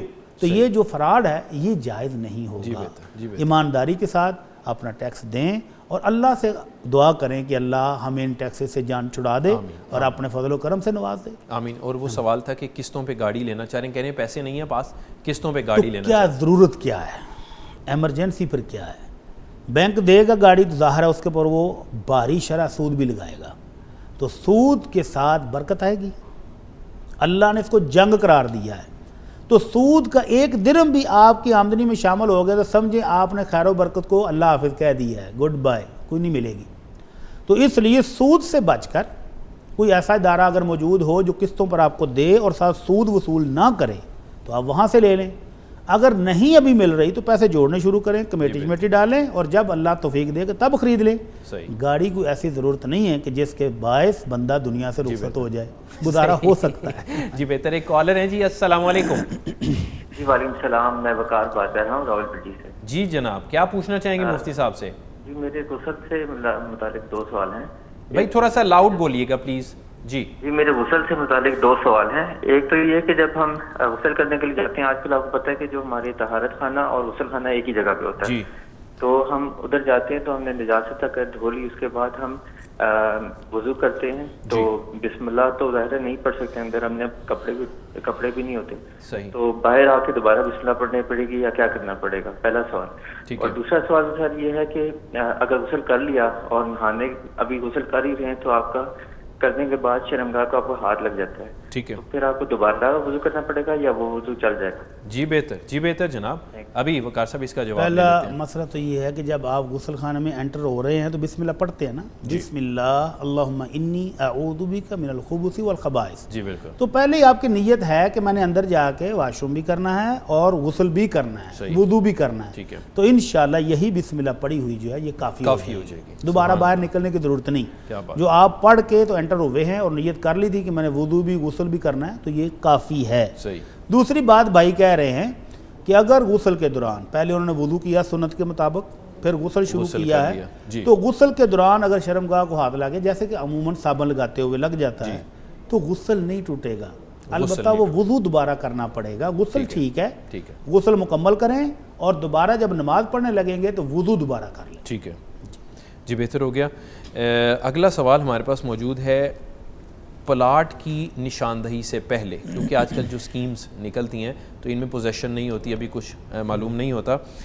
پلاٹ کی نشاندہی سے پہلے اس کی خرید و فروخت کرنا کیسا ہے؟ ایک یہ سوال, اور ایک کالر بھی ہیں, ان کا بھی سوال. کالر لے لیں پہلے. جی السلام علیکم. وعلیکم السلام. جی بہن, آپ کہاں سے بات کر رہی ہیں؟ منڈی باورچی سے میں ساکت بات کر رہا ہوں. جی کیا پوچھنا چاہیں گے؟ میں سوال ہے کہ عورت اور مرد کی نماز میں کیا فرق ہے, کہ اس میں کوئی رکاوٹ تو نہیں سکا؟ آپ کا سوال سمجھ نہیں آیا, پلیز ذرا دہرا دیجئے. آپ پوچھنا چاہتا ہوں کہ عورت اور مرد کی نماز میں کوئی فرق تو نہیں؟ جی بیٹے, جی بیٹے ابھی پوچھ لیتے ہیں, عورت اور مرد کی نماز میں کوئی فرق تو نہیں؟ یہ مسئلہ بھی ہمارے ہاں بہت زیادہ اختلافی ہے کہ مرد اور عورت کی نماز میں کیا فرق ہے. عورت اور مرد کی نماز کی کیفیت میں کوئی فرق نہیں ہے. ٹھیک ہے. عورت اور مرد کے لباس میں فرق ہے کہ عورت کا لباس پورا جسم ایسا ہو, ایسی بڑی چادر کے جس کے اندر وہ چھپی ہوئی ہو. صحیح. بغیر بڑی چادر کے جس میں وہ مکمل جسم چھپ جائے, اللہ عورت کی نماز قبول نہیں کرتا. ٹھیک ہے. اور مرد حضرات کندھوں کے اوپر کا چادر ہو اور نیچے تہبند ہو, سر ننگا بھی ہو تو کوئی حرج نہیں ہے. اور کل بھی شاید ہم نے بیان کیا تھا کہ ابتدا میں جب مسلمانوں کے پاس کپڑوں کی قلت تھی تو جس کے پاس چھوٹی چادر ہوتی تھی آپ کہتے تھے تہبند بنا لو, اوپر والا پورا حصہ ننگا بھی ہو تو کوئی بات نہیں. جی بہتر. اور جس کے پاس بڑی چادر ہو ایک تو وہ کندھوں کے اوپر رکھ کے اس کو لپیٹ لے.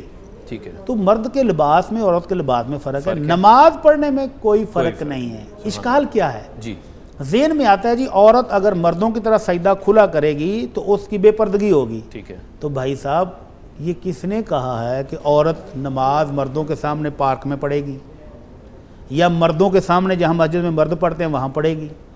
اللہ کے نبی صلی اللہ علیہ وسلم کا حکم تو یہ ہے کہ عورت اپنے گھر میں نماز پڑھے تو یہ مسجد سے زیادہ افضل ہے, زیادہ ثواب کا باعث ہے. بالکل صحیح. اور اپنے گھر میں بھی اگر وہ سین میں پڑھتی ہے تو کم ثواب ہے, اور اندر برآمدے میں پڑھے تو زیادہ ہے.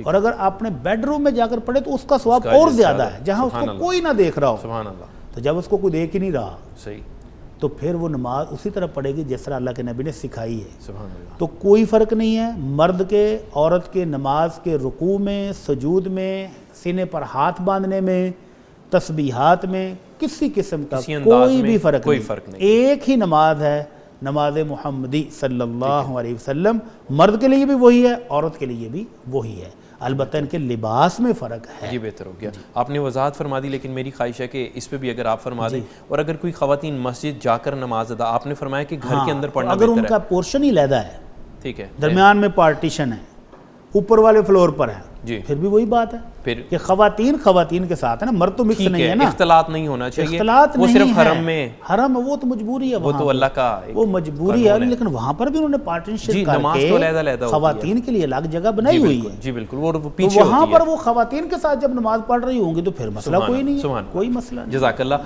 کالر ہیں جی، السلام علیکم۔ وعلیکم السلام جی کون اور کہاں سے؟ عبد المجید بات کر رہا ہوں فیصل آباد سے۔ جی کیا پوچھنا چاہیں گے مفتی صاحب سے؟ سر میرا کوشچن یہ ہے کہ میرا بزنس ہے اکیڈمی کا، جی تو میں ایسا کر سکتا ہوں کہ میرے پاس کوئی غریب طلبہ اگر آتے ہیں جی تو میں انہیں پورا منتھ فری پڑھاؤں، اور جو ان کی فی ہے میں اسے زکوٰۃ میں، مطلب میں اپنے مائنڈ میں یہ سوچ لوں کہ یہ زکوٰۃ میں اس پیسے کو کنورٹ کر دوں، کیا ایسے ہو سکتا ہے؟ جی پوچھ لیتے ہیں، اور میں عرض یہ کرنا چاہوں گا، آپ نے کہا میرا اکیڈمی کا بزنس ہے، بلکہ آپ بچوں کو پڑھا رہے ہیں، آپ تو خدمت کر رہے ہیں، بزنس کہاں ہے؟ یہ تو اللہ نے نہیں، وہ ان کی زبان سے سچ نکلا ہے۔ آج کل جو تعلیم ہے، شکریہ، تعلیم خدمت نہیں رہی، بزنس ہی ہے، اور آپ دیکھ لیں کہ جن چینز نے بزنس کیا ہے وہ کہاں ہیں آج۔ بالکل۔ تو بھائی صاحب یہ جو زکوٰۃ ہے نا، ہم پہلے بھی کئی بار بتا چکے ہیں کہ زکوٰۃ غریب آدمی کا حق ہے، آپ اس کے ہاتھ میں دیں، ٹھیک ہے، وہ جہاں چاہے خرچ کرے، ٹھیک ہے۔ اور یہ جو آپ بیٹھے ہوئے، ہاں آپ غریب آدمی کے ساتھ تعاون کرنا چاہتے ہیں، آپ اس کو ڈسکاؤنٹ دینا چاہتے ہیں، یہ بہت اچھی بات ہے، ٹھیک ہے، آپ رکھ لیں کہ یہ اللہ میری نیکی قبول کر لے، میری اکیڈمی میں آنے والے 10% اسٹوڈنٹ جو ہیں ان کو میں فری پڑھاؤں گا، ٹھیک ہے، تو یہ بہت بڑی نیکی ہے، اللہ اس کا اجر دے گا، لیکن آپ اس کو زکوٰۃ میں سے مائنس کرنا شروع کر دیں تو یہ غلط ہے۔ زکوٰۃ غریبوں اور مسکینوں کا حق ہے، آپ ان کو پیسے دیں، وہ اس سے تعلیم لیں، کپڑے لیں، دوائیاں لیں، گھر کا راشن لیں، کچھ ان کی بھی مرضی جو ہے، اپنی ضرورت ہے تو وہ آپ اس طرح مائنس نہ کریں۔ جی بہتر ہو گیا، ایک چھوٹا سا بریک لے لیں۔ جی جی ناظرین ایک چھوٹا سا بریک لے رہے ہیں، بریک کے بعد دوبارہ آپ کی خدمت میں حاضر ہو رہے ہیں، آپ کے سوالات ہیں، مفتی صاحب ان کے جوابات دے رہے ہیں، اسٹے ٹیونڈ۔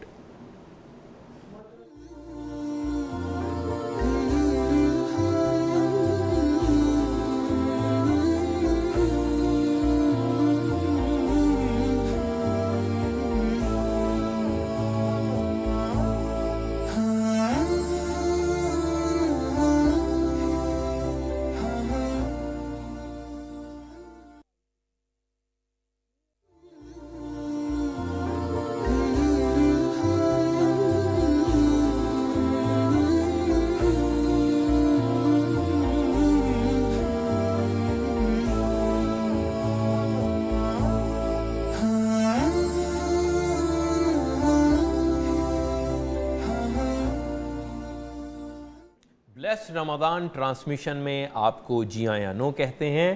ہمارے ساتھ موجود ہیں جناب مفتی محمد اجمل بھٹی صاحب، اور آپ کے سوالات ہیں اور ان کے جوابات ہیں۔ شیخ سوال کیا تھا، پھر ایک کالر آگے تھے تو پھر ہم نے ان کو جواب دیا۔ وہ سوال یہ عرض کیا تھا کہ اگر یہ جو سکیمز ہوتی ہیں، ہاؤسنگ سوسائٹیز ہیں، پلاٹ کی نشاندہی ابھی نہیں ہے، جسٹ فائل موجود ہے، تو کیا اس کی خرید و فروخت ہو سکتی ہے، پلاٹ بیچا جا سکتا ہے؟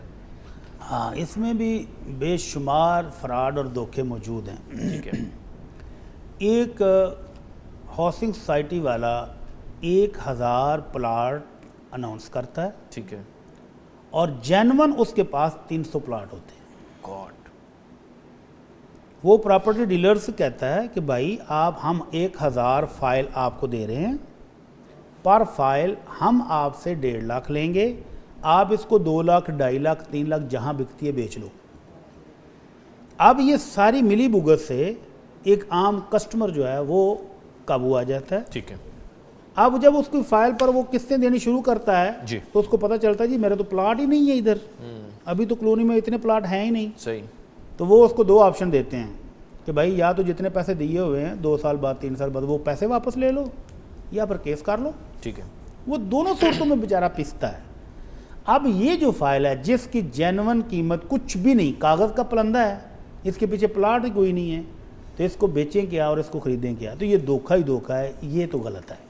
البتہ اگر جینون پلاٹ موجود ہے اور اس کی رجسٹری، اس کا پلاٹ کا نمبر، اس کی فائل موجود ہے، ٹھیک ہے، اور آپ بیچنا چاہتے ہیں تو بالکل بیچ سکتے ہیں. صحیح. آپ کو کالونی کی طرف سے اجازت ہے کہ بھائی آپ کی اتنے % قسطیں آ گئی ہیں، اب آپ کا یہ پلاٹ آپ کا ہے، ٹھیک ہے، آپ بیچنا چاہیں تو بیچ لیں. جی بہتر، تو پھر بالکل جائے گا. جی بہتر ہے. ایک کالر ہے، ان کو شامل کر لیتے ہیں.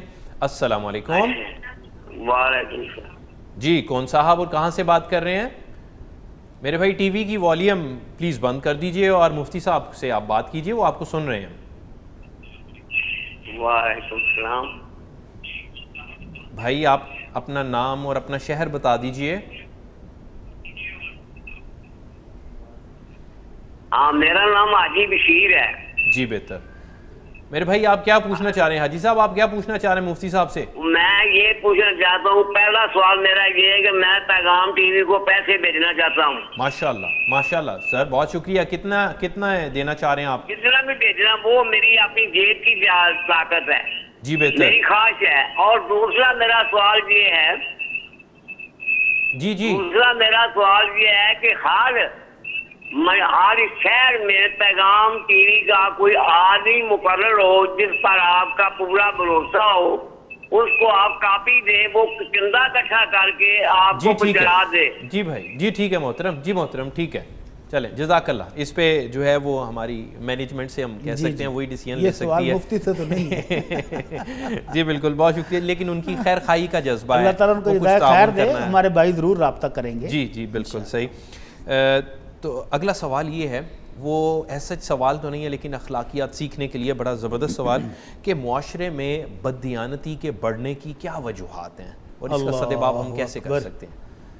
ہوس، لالچ، یہ ہے بددیانتی کی جڑ. ہوس اور لالچ کہ ہر شخص چاہتا ہے کہ وہ کسی بھی طریقے سے زیادہ سے زیادہ کما لے.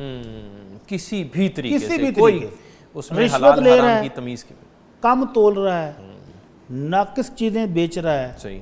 پیچھے کیا ہے؟ لالچ کہ میں زیادہ کما لوں. جبکہ اسلام بڑا پیارا سا خوبصورت سا دین ہے، وہ تھوڑا اور حلال کمانے اور حلال کھانے کا حکم دیتا ہے.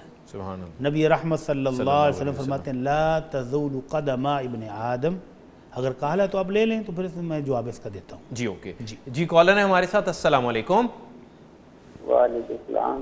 جی کون صاحب کہاں سے؟ اور مفتی صاحب آپ کو سن رہے ہیں، پلیز آپ کال پہ ذرا کچھ دیر کے لیے توجہ دیجئے. بورے والا سے بول رہے ہیں، محمد علی میرا نام ہے. جی بسم اللہ، کیا پوچھنا چاہیں گے؟ وہ کچھ دن پہلے مفتی صاحب نے مسئلہ کیا تھا کہ سجدے میں اپنی زبان میں دعا بات کر سکتا ہے. جی جی میں سمجھ گیا. ٹھیک ہے. جی سوال کیا ہے آپ کا؟ جی جی فرمائیے سر، مفتی صاحب سن رہے ہیں، فرمائیے. نماز میں تو ہم نماز ہے نا، اور نماز کے طلبہ کسی میں ادا کرنے پڑتے ہیں. مفتی صاحب نے پچھلے دنوں بات کی تھی کہ وہ سجدے کے اندر اپنی زبان کی کوئی استغفار تسبیح رکھ سکتا ہے. جی بہتر ہے، ٹھیک ہے. جی ٹھیک ہے. جی میں اپنا جواب پھر دہراتا ہوں.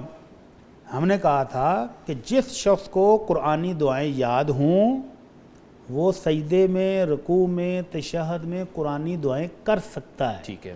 اور جس کو اللہ کے نبی صلی اللہ علیہ وسلم کی سکھائی ہوئی مسنون دعائیں آتی ہوں وہ دعائیں کرے. سبحان اللہ. تشہد میں کرے، سجدے میں کرے، رکوع میں کرے. سبحان اللہ. اور ہم نے کہا تھا کہ سجدے میں قبولیت کا وقت ہے اور بندہ اپنے رب کی رحمت کے بہت قریب ہو جاتا ہے، تو اس وقت مانگے جو مانگنا ہے. سبحان اللہ. پھر ہم نے کہا کہ ایک وہ شخص جس کو قرآنی دعائیں یاد نہیں، جس کو مسنون دعاؤں کے الفاظ یاد نہیں ہوتے، اور ایسے لوگ موجود ہیں. عباس بھائی آپ کو مزے کی بات سناؤں. بھائی پھر مجھے مدرسہ ہے قاری صاحب کا، وہاں پر ایک بزرگ 70-80 سال کے ہوں گے، اور وہ سپارہ پڑھنے آتے تھے قاری صاحب کو. بڑا عرصہ میں دیکھتا رہا، تو ایک دن میں نے قاری صاحب سے پوچھا کہ آپ کے یہ شاگرد، وہ بڑے ادب سے ہاتھ کھڑا کر کے اجازت مانگتے کہ میں نے واش روم جانا ہے، میں نے وضو کرنا ہے. تو میں نے ایک دن پوچھا کتنا پڑھ لیا ہے؟ کہتے ہیں 1 سال ہو گیا ہے اور ابھی تک الف با والی تختی پر ہیں. بزرگی بھی بزرگ ہیں نا، لیکن ان کا شوق دیکھے روزانہ آتے ہیں اور بچوں کے ساتھ باقاعدہ صبح سے لے کر زور تک اور زور سے اثر تک پڑھتے ہیں. سبحان اللہ. جذبہ موجود، لیکن جذبے کے باوجود وہ لفظ نہیں سیکھ پائے. ہم نے کہا تھا کہ اگر کوئی ایسا بندہ ہو جو عربی الفاظ نہیں پڑھ سکتا، نہیں یاد کر سکتا، تو وہ نفل نمازوں میں اپنی زبان میں دعا کر سکتا ہے. جی جی جی, تو یہ مسئلہ ہم نے کہا تھا. جزاک اللہ, آپ نے پھر دہرا دیا, اللہ آپ سے راضی ہو. کالر ہیں جی, ہم شامل کریں گے. السلام علیکم. جی وعلیکم السلام. سر کون صاحب اور کہاں سے؟ سر آصف ہاشمی نام ہے میرا اور میں گجرات سے بات کر رہا ہوں. جی ہاشمی صاحب, کیا پوچھنا چاہیں گے؟ سر پوچھنا چاہتا ہوں یہ کہ میرا اور میری وائف کا ایک دن جھگڑا ہو گیا. جی. وہ میرے سسرال والے آئے, پولیس کو بھی کسی طریقے ساتھ لے آئے اور وائف کو لے گئے. ٹھیک ہے. اس کے بعد پھر معاملہ اتنا لمبا ہوا کہ انہوں نے اس کو مجبور کر دیا اس بات پہ کہ آپ نے خلا لے دیا ہے. اوکے. وہ حالانکہ اس کے بعد جب وہ سسرال میں رہی اسے محسوس ہوا کہ میں تو پھنس گئی ہوں ادھر. اس نے پھر بچوں سے بات کر کے بولا کہ میں اپنے گھر جانا چاہتی ہوں, میں خلا نہیں لینا چاہتی. اس کے بعد پھر اس نے اپنے بھائیوں سے بھی کہا کہ میں خلا نہیں لینا چاہتی, میں گھر جانا چاہتی ہوں اپنے. لیکن انہوں نے اس طرح اس سے بلیک میل کیا اموشنلی. کیا وہ اتنی مجبور ہو گیا کہ وہ اس کو سمجھ نہیں آ رہے میں سسرال اگر اپنے سسرال جاؤں تو مجھے میکے والے نہیں چھوڑیں گے, اس لیے اب وہ کوئی فیصلہ نہیں کر رہی. تو بتائیں کیا اس صورت میں خلا ہو جاتی ہے؟ جی بہتر, جی بہتر. اللہ المستعان. تو یہ وہی بات ہے کہ شیطان جو ہے وہ صبح کے ٹائم اپنی فوجیں بھیجتا ہے کارروائیاں ڈالنے کے لیے. واپسی وہ رپورٹ دیتے ہیں کہ میں نے فلاں مارکا مارا, فلاں مارکا مارا, فلاں کیا, فلاں کیا. شیطان رد کرتے جاتا ہے. اور جب ایک چھوٹا سا شتونگڑا اٹھ کر کہتا ہے کہ استاد جی آج میں ایک گھر میں گیا جہاں میاں بیوی بڑے آسرے تھے, خوش تھے, پرسکون گھر تھا, لیکن میں نے ان کو بیٹھے بیٹھے ایسے وسوسے ڈالے کہ ان کو لڑا کے طلاق کرا کے گھر توڑ کے آ رہا ہوں. تو شیطان اپنے تخت سے اٹھ کر اس کو گلے لگاتا ہے اور اپنا تاج اتار کے اس کے سر پر رکھتا ہے کہ نعم انت, میرا وارث تو ہے. تو ایک گھر کے ٹوٹنے پر شیطان اتنا خوش ہوتا ہے. تو اللہ تعالیٰ تمام مسلمانوں کے گھروں کی حفاظت فرمائے. تو بھائی صاحب کا سوال یہ ہے کہ کیا اس طرح خلا ہو جاتا ہے؟ خلا خاتون مانگتی ہے, اب وہ مانگ ہی نہیں رہی تو خلا دے کس کو رہے ہیں؟ تو یونین کونسل سے ہو یا عدالت کے ذریعے ہو, وہ پہلے پوچھتے ہیں, دونوں فریق کو بلاتے ہیں, بھائی بھیا کیا مسائل ہیں, اگر حل ہو سکتے ہوں تو وہ حل کرواتے ہیں. ٹھیک ہے. تو یہ خاتون اگر خلا نہیں لینا چاہتی تو بھائی اگر جا کر عدالت میں یہ کرتے ہیں کچھ کارروائی تو یہ بالکل سراسر ظلم ہوگا. اللہ تعالیٰ نے قرآن مجید میں اولیاء کو, وارثوں کو منع کیا ہے کہ لا تعذلوہن ان ینکحن ازواجہن. اگر طلاق ہو بھی چکی ہو اور دوبارہ وہ صلح کرنا چاہتے ہیں تو اپنے, اگر عدت گزر گئی ہے تو دوبارہ نکاح بھی کرنا چاہتے ہیں تو اولیاء کو حق نہیں کہ وہ ان کو روکیں. تو یہ ان کی بہن اگر وہ چاہ رہی ہیں کہ اپنے خاندان میں واپس جائیں تو ان کو جانے دینا چاہیے, ورثاء کو ایسا نہیں کرنا چاہیے. اور بالفرض اگر بھائی عدالت سے خلا لے لیتے ہیں تو اس میں نہ خاتون کی رضامندی شامل ہے, نہ خامد طلاق دینا چاہتا تھا, تو ان کا رشتہ باقی ہے, شرعی طور پر باقی ہے, خلا ہے, دوبارہ وہاں پہ تو ان کو چاہیے کہ وہ کوشش کر کے اپنے خاندان میں واپس چلی جائے. اللہ تعالیٰ ان کی مدد اللہ تعالیٰ آسانی فرمائے. ایک کالر ہے مزید, ان کو شامل کریں گے. السلام علیکم. السلام علیکم. وعلیکم السلام. جی بھائی تھوڑا سا لاؤڈ بولیے گا, اپنا نام بھی بتائیے, شہر بھی. سائی واگ سے بول رہا ہوں, شوکت علی. جی شوکت صاحب, مفتی صاحب سے کیا پوچھنا چاہ رہے ہیں؟ تو یہ سوال ہے کہ میں شوگر کا مریض ہوں. تو پہلے تو میں روزہ رکھتا تھا, اب میری شوگر لو ہو جاتی ہے اگر کچھ نہ کھاؤ پیوں.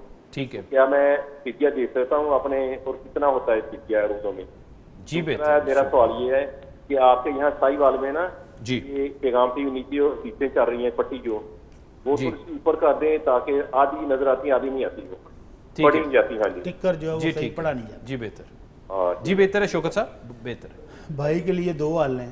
اگر تو وہ انسولین لگا کے روزہ پورا کر سکتے ہیں, ٹھیک ہے, تو انسولین لگا کے روزہ پورا کر لیں. بہتر. اللہ رب العزت نے لیکن شوگر لو ہو جاتی ہے نا, وہ یہ کہہ رہے ہیں. اچھا لو ہو جاتی ہے, مطلب ویسے شوگر ہے لیکن روزہ رکھا تو شوگر لو ہو جاتی ہے. ایسی صورت تو پھر یہ بیمار ہوئے نا, تو بیمار کو بھی رخصت ہے, وہ فدیہ دے دے. فدیہ بھی ہم نے بتایا آج ہی کہ وہ 30 روزے یا ابھی جتنے رہ گئے ہیں, آج 11واں تھا, تو باقی جتنے روزے رہ گئے ہیں اتنے مسکینوں کو ایک ہی دفعہ کھانا کھلا دیں, ٹھیک ہے, یا ایک ہی مسکین کو اتنے دنوں کا کھانے کے پیسے یا راشن دے دیں اور خود وہ بیمار ہونے کی وجہ سے روزہ چھوڑ لیں. جی بہتر ہو گیا. ایک اور کالر ہیں جی, ان کو لیتے ہیں. السلام علیکم. جی میرے بھائی آپ ٹی وی کا والیوم پلیز کم کر دیجئے, اور مفتی صاحب سن رہے ہیں پلیز بات کیجئے. السلام علیکم. جی جی بسم اللہ. وعلیکم السلام. کون صاحب کہاں سے؟ جی صاحب میں سعودی عرب سے بول رہا ہوں، شبیر احمد، رہنے والا انڈیا کا ہوں. جی کیا پوچھنا چاہ رہے ہیں بھائی جان؟ جی سوال میرا یہ ہے کہ میری ایک بیٹی ہے، وہ ودوا ہو گئی، اس کا شوہر کا انتقال ہو گیا، اس کے 2 بچے ہیں. ٹھیک ہے. کیا میں زکوٰۃ نکالوں گا؟ کیا میری زکوٰۃ اس کو دے سکتا ہوں یا نہیں؟ اور اس کے بھائی بھی اس کو دے سکتے ہیں کہ یہ نہیں دے سکتے؟ یہ سوال ہے سر. جی بہتر، جی بہتر. ابھی مفتی صاحب اس کا جواب دے رہے ہیں بھائی. یہ جواب ابھی آج ہم نے دیا ہے کہ بھائی اور والدین، بھائی تو بالکل زکوٰۃ بہن کو دے سکتے ہیں، لیکن زکوٰۃ کے علاوہ بھی ان کی مدد کرنی چاہیے. اور والد، بہت سارے علماء کا موقف یہ ہے کہ والدین زکوٰۃ نہیں دے سکتے، کیونکہ والدین کی جتنی بھی پراپرٹی ہے اس میں بچے اس کے وارث ہیں، حقدار ہیں. تو والد کو تو اپنی اصل کمائی سے اپنی بیٹی کی ضروریات پوری کرنی چاہیے. ٹھیک ہے شیخ، جزاکم اللہ خیر. اللہ تعالیٰ برکت دے. آج آپ نے بہت وقت دیا ہمیں، اللہ تعالیٰ آپ سے راضی ہو، اللہ حفظ زمان میں رکھے، اور بہت زبردست جو ہے یہ معلوماتی رہا. جزاکم اللہ خیر. ناظرین، اس کے ساتھ ہی اب تک کی ٹرانسمیشن کا وقت ختم ہوا چاہتا ہے. کل انشاءاللہ ہم 4:30 پہ دوبارہ آپ کی خدمت میں حاضر ہوں گے، اور کل دوبارہ آپ کے لیے ایک موقع ہے. پیغام ٹی وی کی یہ خدمات آپ کے سامنے ہیں. آپ اپنا تعاون جو اس میں شامل کرنا چاہتے ہیں، کل اگین سلائیڈز چل رہی ہوں گی، نمبر چل رہا ہوگا، آپ ان پہ کال کیجئے اور اپنا تعاون جو آپ اس ادارے کے ساتھ کرنا چاہتے ہیں اس پہ نوٹ کروائیے. اللہ تعالیٰ آپ کا حامی و ناصر ہو. کل 4:30 سے لے کے ہم انشاءاللہ تادیر رات گئے تک آپ کے ساتھ موجود ہوں گے. جیسے آج بھی آپ کے ساتھ موجود رہیں، کل بھی انشاءاللہ موجود ہوں گے، اور ضرور آپ اس کا حصہ بنیے. خیر کے کاموں سے پیچھے نہیں ہٹنا چاہیے. اور 2-3 دن قبل بھی ہم بات کر رہے تھے کہ اللہ کی راہ میں خرچ کرنے سے بظاہر فگرز میں آپ کی اماؤنٹ، آپ کی جو ویلتھ ہے اس میں کچھ کمی آتی ہے، لیکن اللہ کریم اس میں ایسی برکت عنایت کر دیتے ہیں کہ آپ کی سوچ سے بھی بالا تر ہے. سبحان اللہ. تو ہم اس دعا کے ساتھ کہ اللہ کریم ہمیں دینے والوں میں شامل رکھے، ہمیں خیر کے کاموں میں حصہ لینے والوں میں شامل رکھے. آمین. آپ سے انشاءاللہ کل 4:30 بجے ملاقات ہوگی. السلام علیکم.